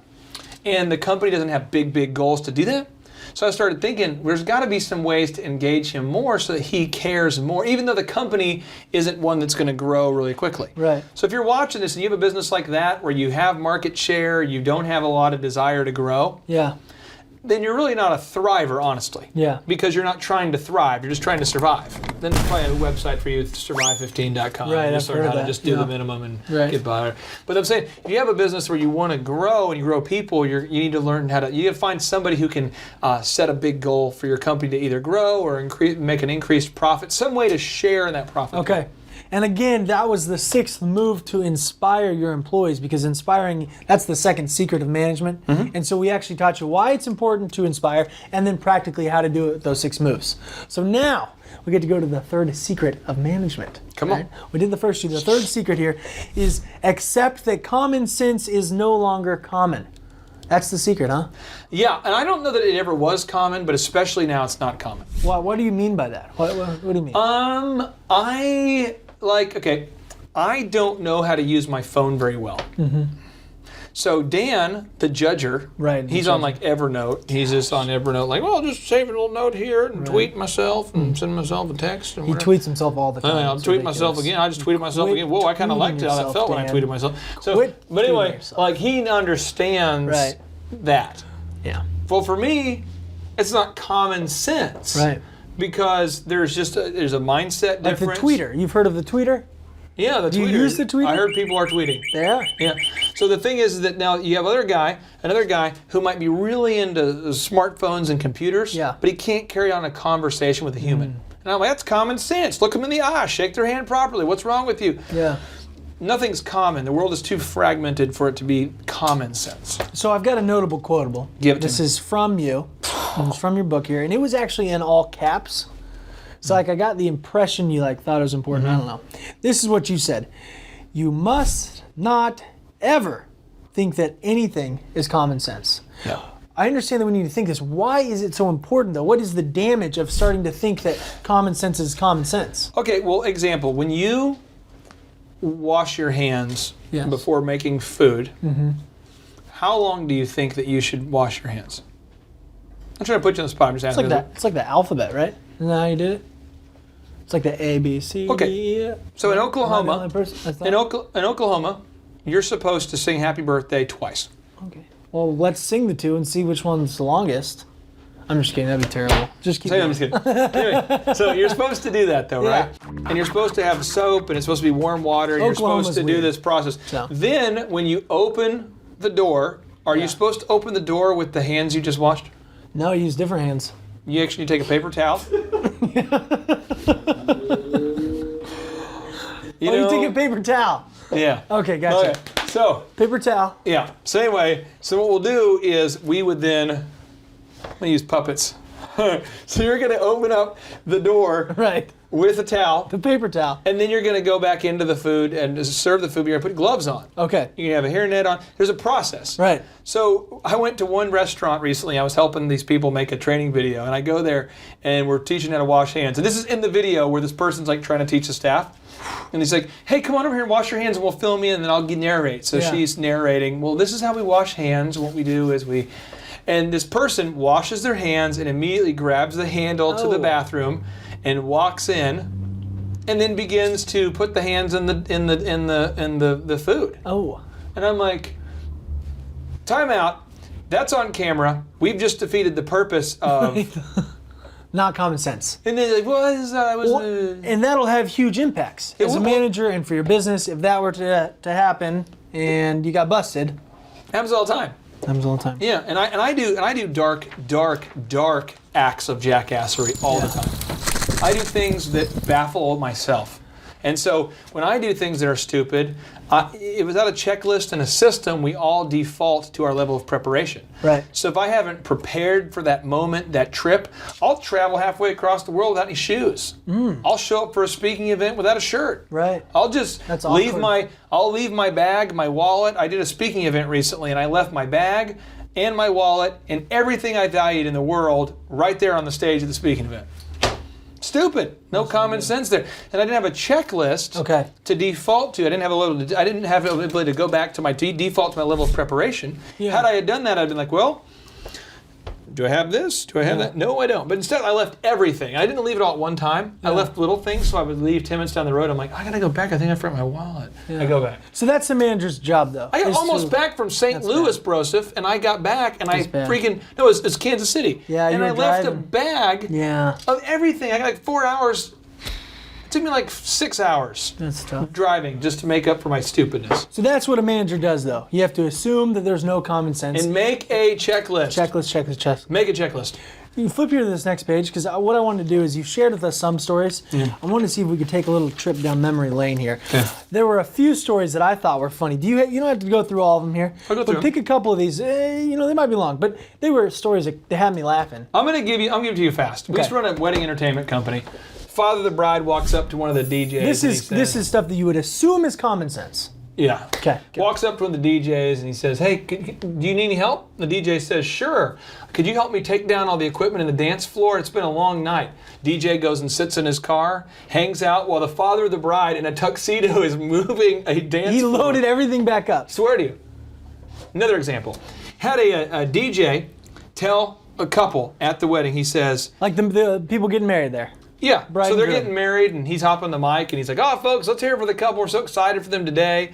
And love doesn't last. And I'm telling you, and he just hops on the mic talking about love doesn't last, and I just got a divorce, but I'm excited they're here, and at least they can enjoy it while it lasts. It's not common sense. Yeah, and but these are How is that not common So how do I sense? fix these two? Yeah. One is I made a policy that after the wedding, you would get paid based on the feedback of the customer. Okay. So if they were happy, gave you a great review, you made more money.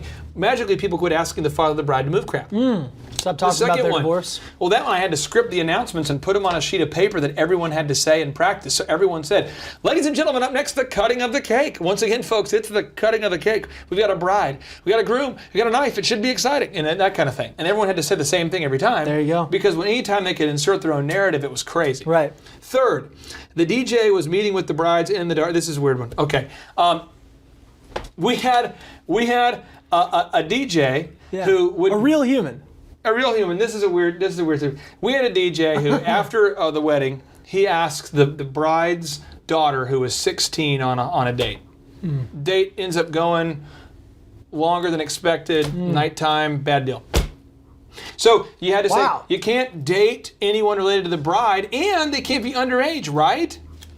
Weird systems. That's Moving ridiculous. on. Yeah. Employees, we had employees in the office that would look at adult content while on the phone with customers. So my wife and I worked in a house, and we would walk down the hallway, and they You would kidding see, me? No, this At is true. work? Yeah, all the time. They thought it was funny. They would leave crazy pictures on each other's screensavers to be funny, forgetting that my wife lived in this house at the time. And then you have other people. You have people. This is one of my favorite ones. We had an employee who applied for a job at a call center, and then when I hired him day one, they said, "I don't really want to make calls. I'm more of a face-to-face." I'm like, this is a call center, a center where calls are made. The whole point is we call. Why would you not? Yeah. Well, I'm more face-to-face. I really am looking to be more of a manager. So what did they think when they saw the job, post that described? I don't think they did. Interesting. AKA common sense, not Interesting. common. All right, so you've convinced me. Common sense is not common. Yep. What do I do as a thriver that's watching here? I'm managing people. I'm a business owner. I've got my team. 4 thunder moves, real quick. Go. Create an employee handbook. Oh, man. Put everything in there that you could possibly need to cover about how you do business. And if you want an example of a great employee handbook, one you can get, I highly recommend that you think about all of the problems that you have on a daily basis, and you begin to write those down in terms of policies. Yeah. But to save yourself time, look for a GOAT, greatest of all time. Greatest of all Find time. a friend of yours who owns a successful franchise, or find someone who owns a successful franchise, and see if you can get a copy of their handbook. Yeah. See if you can go to a successful company, get a copy of their handbook. Okay. Just find one, and then basically try to make one that's in line with it. I mean, if you made a handbook that was, if you were basing yours off of the Starbucks handbook, guess what? They've done pretty well. Right. So, you know, do that kind of thing. Yeah. The next thing here is require all your employees to read the handbook. Oh, that seems important. Yeah, and have them sign off on it. So then the third is you want to create a test that proves they've actually read the handbook and have passed the test. Create the handbook by finding a goat. Yep. Require them to read it. Yep. And then test if they've actually read it. Yeah, so like right now, if you work at Thrive, there's a video you have to watch by Steve Jobs that explains the future of education. Mm-hmm. And we had a young man we just brought on Monday, and he watched the video, and he calls me, I love this company. Right. Like, that's 100% dead on. True story. I've had other people watch it, and they're like, I don't know if I agree. Yeah. Then don't work here. Right. I mean, it's not like you have to. I mean, Yeah. work somewhere else. Okay? And then the next thing is you want to have all your employees sign a work agreement that states that they have read the handbook and that they agree to work under what you deem to be common sense. Right. Let's talk about stuff that's not common sense that other companies are doing that's awesome. Okay. Starbucks. They always want to have you refer to the products as not small, medium, large. Right. It's like grande, was it venti, Tall. it's tall. Yeah. That kind of, you have different names. Yeah. Starbucks, they're called baristas. Right. You can't be like, hey, coffee person, help Coffee me out maker. here. No, it's baristas. Right. They have a system. Chipotle, they take all their stuff. It's supposed to be basically organic. Yeah. Free-range chickens, that kind of thing. It's supposed to be healthy chicken. Like they've been pet 30 minutes each day. Yeah, each chicken has a name. Right. He's been pet. He found his goals. They've coached him through life. But so, like, the thing is, if you're going to work at Chipotle, you better understand these things. Yes. And you shouldn't be like suggesting, like, you know what? We can make a lot more money if we start selling burgers. Stop. You're at Chipotle. There you go. We make it fresh. So those are the action items right now to implement today. And you know this. The handbook's a big one, but it'll have a huge impact. Handbook is a big, horrible, painful thing. Mm-hmm. But I will tell you, if you're watching this right now and you're like, I don't know where to start, just look for a GOAT, the greatest of all time, someone Yeah. in your community who's really doing it big. Ask them to see their handbook, or if you can meet with them about it, and you begin to construct a magical document. And once you make it, you're never done. Good. You're always going to tweak it, make it Good. better each week. So that was the third secret, to manage at a high level. That's the common giving all the sense is secrets not away. common. I know. All right, JT, so hypothetically, in your mind, what is the purpose of having a business? To get you to your goals. So it's a vehicle to get you to your destination. And would you need profits to get there? I mean, is when you have a business that's successful, in your mind, in your expert opinion, would you need profits to get you to your goals? Yeah, because if you have a $15 million business, but you have $15 million of expenses, it's kind of pointless. Holy crap! All right, so the question I would have here for you, if you could take, like, I don't know, 10 minutes or less and see if you could save $3,000 a year by reducing your credit card fees, would you do it? Yes, absolutely. Holy crap! Why would somebody out there who's listening right now who has a sane mind, why would they not go to thrivetimeshow.com/credit-card, thrivetimeshow.com/credit-card to schedule a 10-minute consultation to see if they can reduce their credit card fees by at least $3,000 a year? Why would they not do it? Yeah, why would they not do it? Maybe because they didn't understand how you said the website. This tree is a symbol of the spirit of the Griswold family Christmas. No, that's clear. Okay, so that could be true. So I would encourage everybody to check out thrivetimeshow.com/credit-card, thrivetimeshow.com/credit-card. What would be another reason why someone would not be willing to take 10 minutes to compare rates to see if they could save $3,000 or more on credit card fees? Maybe they think it is a waste of time and that it won't. It's not possible. There's somebody out there that's making more than $3,000 every 10 minutes, and they're like, nah, that's not worth my time. We getting there, right money. We getting there, right money. There's probably someone out there Okay. that would think that. Well, I'll just tell you, folks, if you're out there today and you're making less than $3,000 per 10 minutes, I would highly recommend that you go to thrivetimeshow.com/credit-card because you can compare rates, you can save money. And, the big goal, in my opinion, of building a business is to create time freedom and financial freedom. And in order to do that, you have to maximize your profits. Holy crap! Now, one way to maximize your profits is to increase your revenue. Another way to do it is to decrease your expenses. It's a profit deal. It takes the pressure off.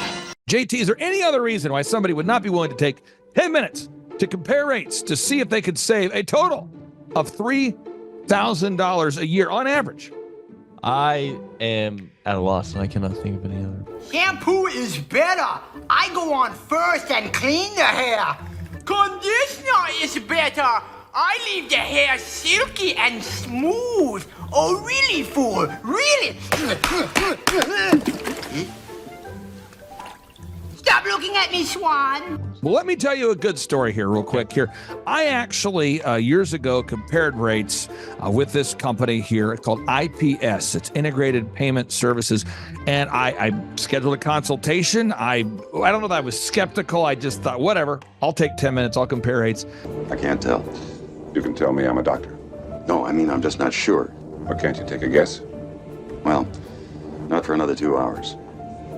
You can't take a guess for another 2 hours? And in my case, in my particular case, I save over $20,000 a year. Holy crap. Wow. Which is, like groceries when my wife goes to the organic stores. Find everything you need today? Yeah. Great. Okay. Oh, God.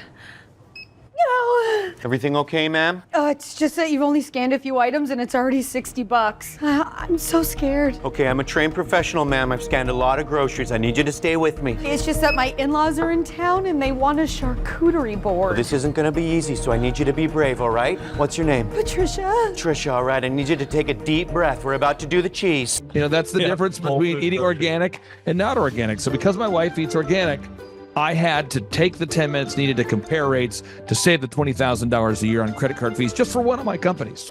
One question, what's the brand name of the clock?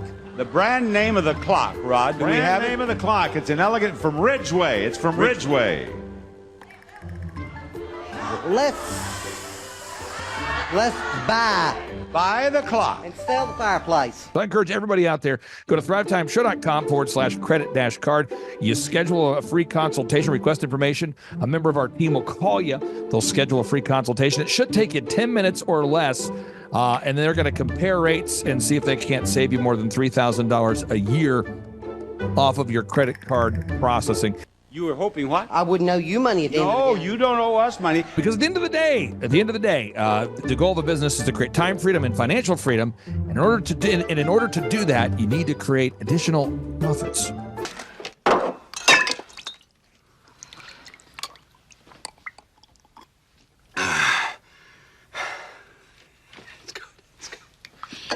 The number of new customers that we've had is up 411% over last year. We are Jared and Jennifer Johnson. We own Platinum Pest and Lawn and are located in Owasso, Oklahoma. And we have been working with Thrive for business coaching for almost a year now. Yeah. So what we want to do is we want to share some wins with you guys that we've had by working with Thrive. First of all, we're on the top page of Google now. Okay.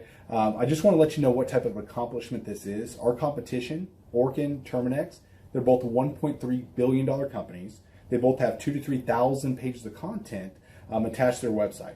So to basically go from virtually non-existent on Google to up on the top page is really saying something.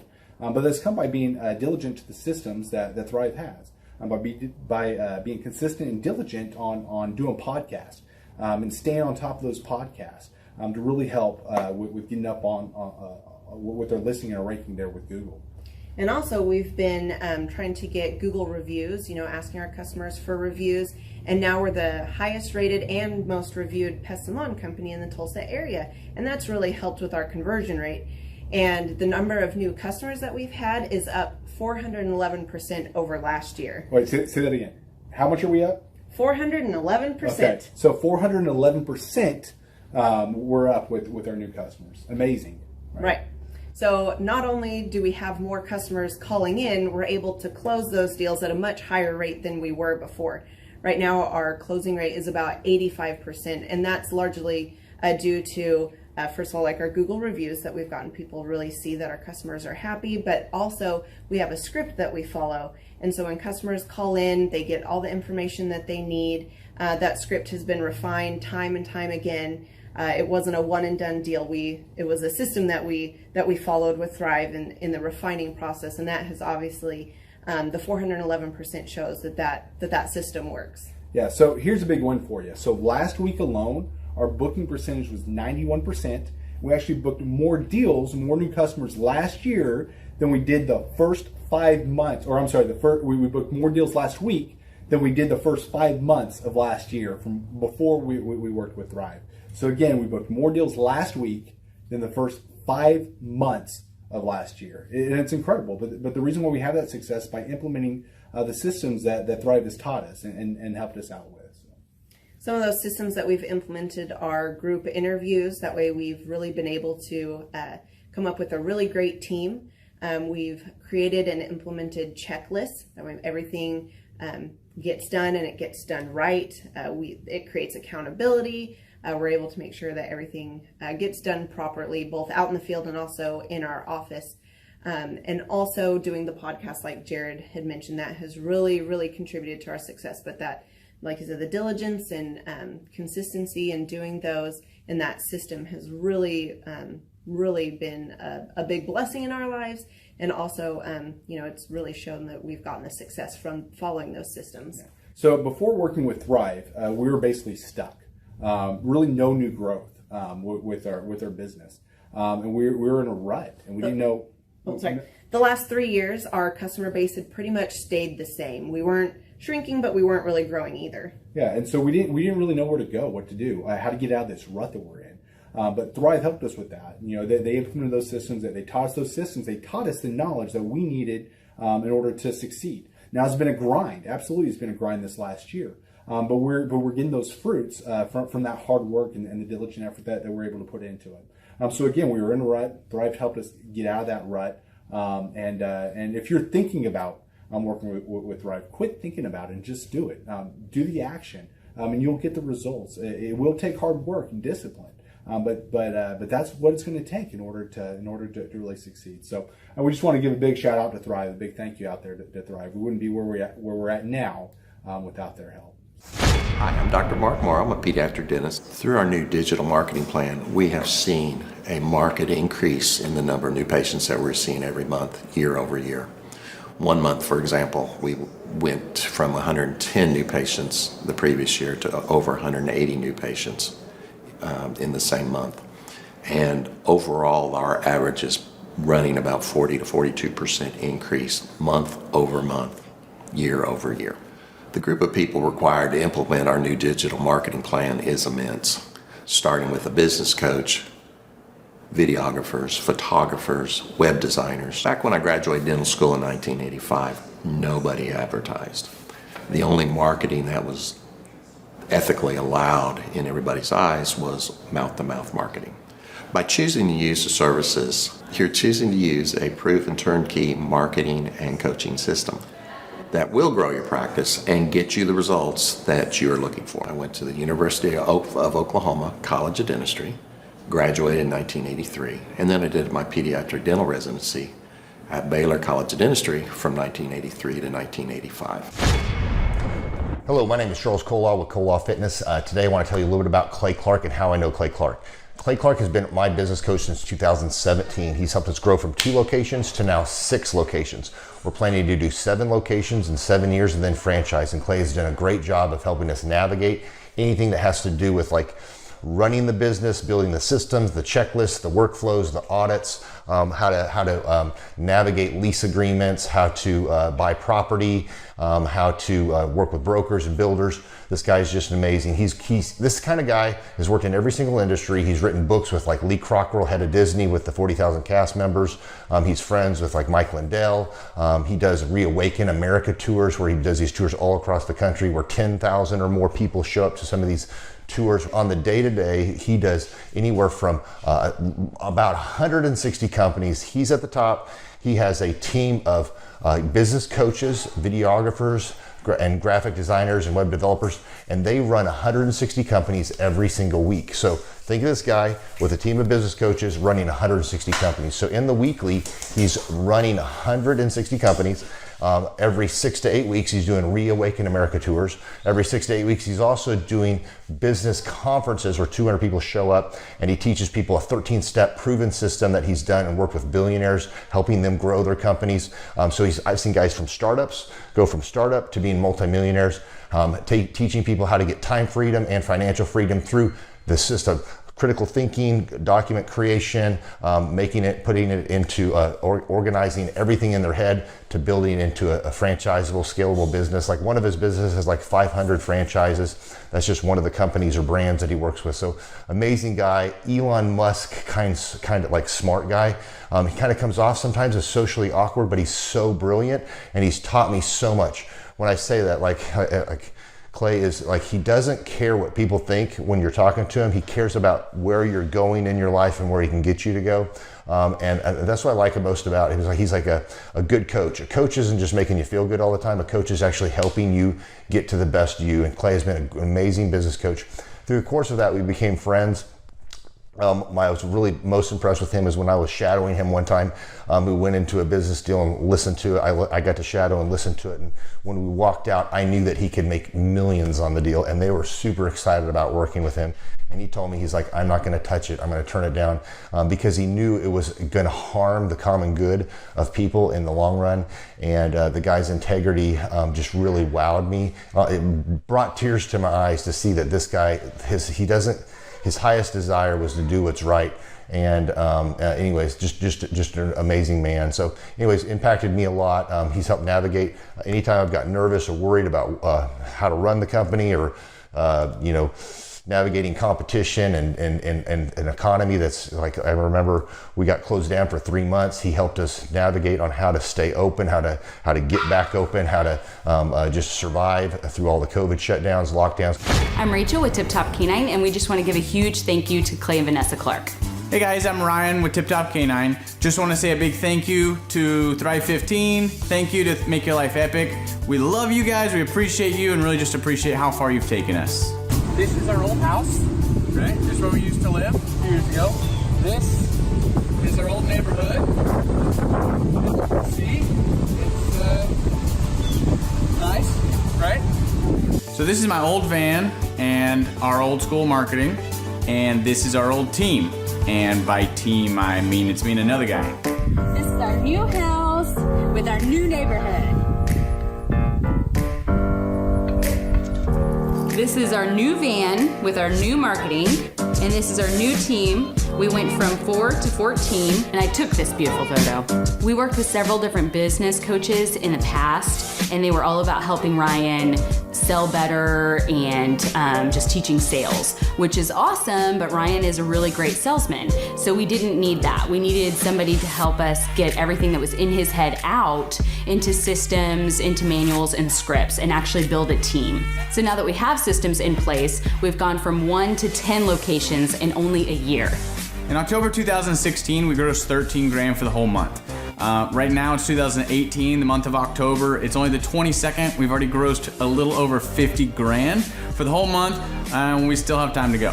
We're just thankful for you, thankful for Thrive and your mentorship, and we're really thankful that you guys have helped us to grow a business that we run now instead of the business running us. Just thank you times 1,000. The Thrivetime Show, 2-day interactive business workshops, are the highest and most reviewed business workshops on the planet. You can learn the proven 13-point business systems that Dr. Zellner and I have used over and over to start and grow successful companies. I mean, we get into the specific steps on what you need to do to optimize your website. We're going to teach you how to fix your conversion rate. We're going to teach you how to do a social media marketing campaign that works. How do you raise capital? How do you get a small business loan? We teach you everything you need to know here during a 2-day, 15-hour workshop. It's all here for you. You work every day in your business, but for 2 days you can escape and work on your business and build these proven systems so now you can have a successful company that will produce both the time freedom and the financial freedom that you deserve. You're going to leave energized, motivated, but you're also going to leave empowered.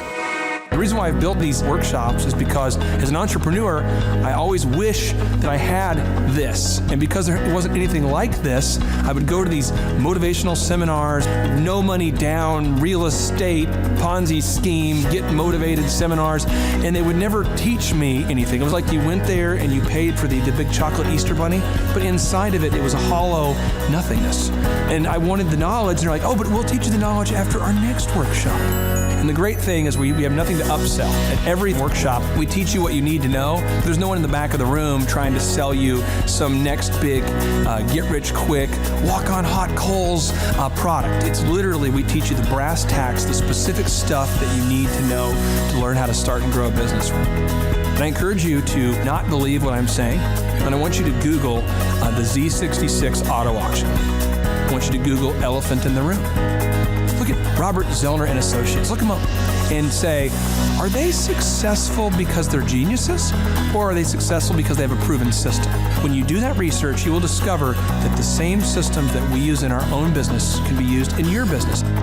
Come to Tulsa, book a ticket, and I guarantee you it's going to be the best business workshop ever, and we'll even give you your money back if you don't love it. We've built this facility for you, and we're excited to see you. We go back 8 years ago. Think about the number of clients you had back then versus the number of clients you have now. As a percentage, what has been the growth over the past 8 years, do you think? We got to inspire somebody out there who just doesn't have the time to listen to their calls. Okay, so Clay, it's like I would go up and down from about $10,000 a month up to about $40,000, but it's up and down roller coaster. And so now we've got it to where we're in excess of 100 clients. That's awesome. And so I would have anywhere from 5 clients to 20 clients on my own with networking, but I had no control over it. I didn't, without the systems, you're going to be victimized by your own business. For somebody out there who struggles with math, if you, let's say that your average number of clients was 30 and you go to 100, as a percentage, what is that? I have doubled every year since working with you. So I've doubled in clients, I've doubled in revenue every year. It's 100% growth every year I've worked with. Now, so I'm looking, we've been good friends 7-8 years, and I've got doubled 5 times.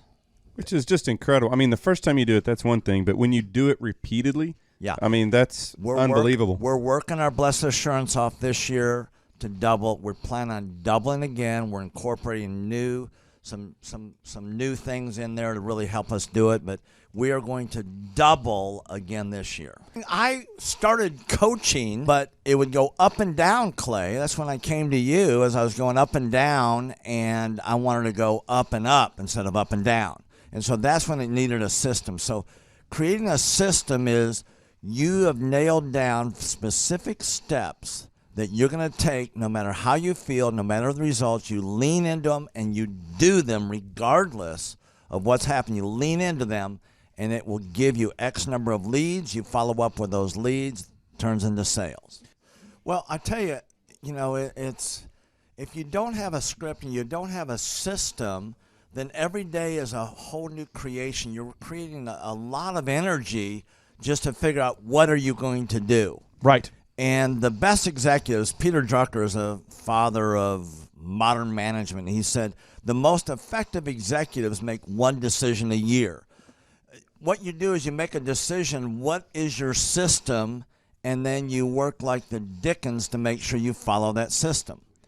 And so that's really what it's all about. So with a script here, we have a brand new gal that just came in working for us.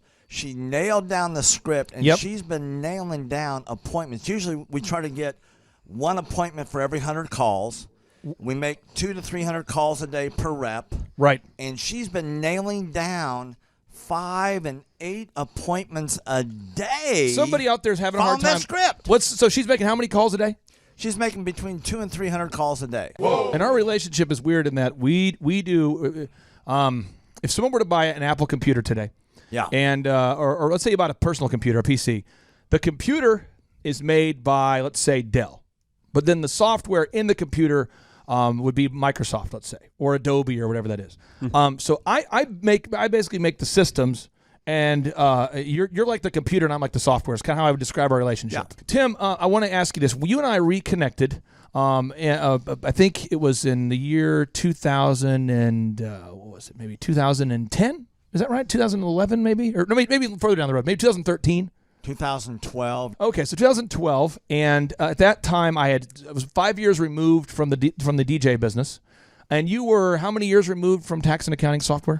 It was about 10, 11 years. We met. How did we re-meet? What was the first interaction? There was some interaction where you and I first connected. I just remember that somehow you and I went to Hideaway Pizza. But do you remember when we first reconnected? Yeah. Well, we had that speaking thing that. There it was. So it was Victory Christian Center. I was speaking there. My name is Robert Redmond. I actually first met Clay almost 3 years ago to the day. I don't know if he remembers it or not, but I wasn't working with him at the time. I asked to see him and just ask him some questions to help, direct my life, to get some mentorship. But I've been working with Clay for now just over a year. The role I play here is a business coach, business consultant. I work with different businesses, implementing best practice processes and systems that I have learned here by working with Clay. And the experience working here has, to put it real plainly, has been just life-changing. I have not only learned new things and have gained new knowledge, but I have gained a whole new mindset that I believe wherever I end up will serve me well throughout the rest of my life. Since working with Clay, I have learned so much. I mean, I would like to say almost everything about business in terms of the different categories. I haven't learned it all, but I've learned all about marketing. I've learned about advertising. I've learned about branding. I've learned how to create a sales process for organizations in any industry. I've learned how to sell. I've learned how to create repeatable systems and processes and hold people accountable. How to hire people. It's almost like every aspect of a business you can learn. I have learned a lot in those different categories. And then, again, the mindset that I've gained here has been huge. Working here, you can't be a mediocre person. You are a call to a higher standard of excellence. And then as you're called to that standard here, you begin to see those outcomes in every area of your life. That standard of excellence that you want to implement no matter what you're involved in.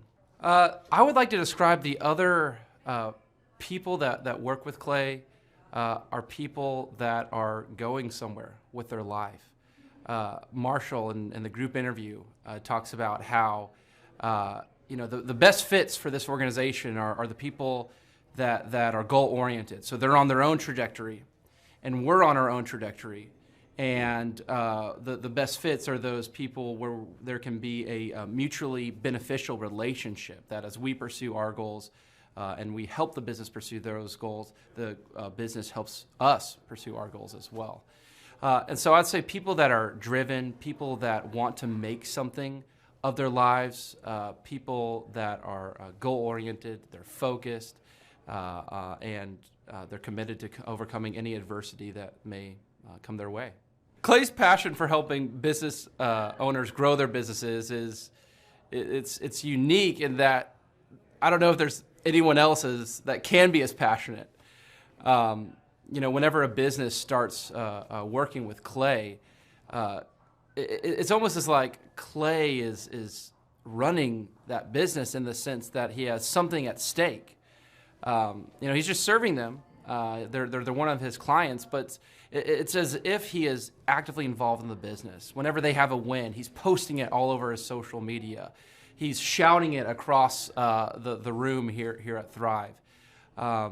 He's sending people encouraging messages. He can kind of be that life coach and business coach in terms of being that a motivator and that champion for people's businesses. It's again unique because there's no one else I've seen get so excited about and passionate about other people's businesses. The kind of people that wouldn't like working with Clay are people that are satisfied with mediocrity. People that want to get through life by just doing enough, by just getting by. People who are not looking to develop themselves, people who are not coachable, people who think that they know it all and they're unwilling to change. I would say those are the type of people. In short, anyone that's content with mediocrity would not like working with Clay. So if you're meeting Clay for the first time, the advice I'd give you is definitely come ready to take tons of notes. Every time Clay speaks, he gives you a wealth of knowledge that you don't want to miss. I remember the first time that I met Clay. I literally carried a notebook with me all around. I was looking at this notebook the other day, actually. I carried a notebook with me all around, and I just took tons of notes. I filled the entire notebook in about 3 or 4 months, just from being around Clay, following him, and learning from him. And then I would say, come coachable. Be open to learning something new. Be open to challenging yourself. Be open to learning and adjusting parts about you that need to be adjusted.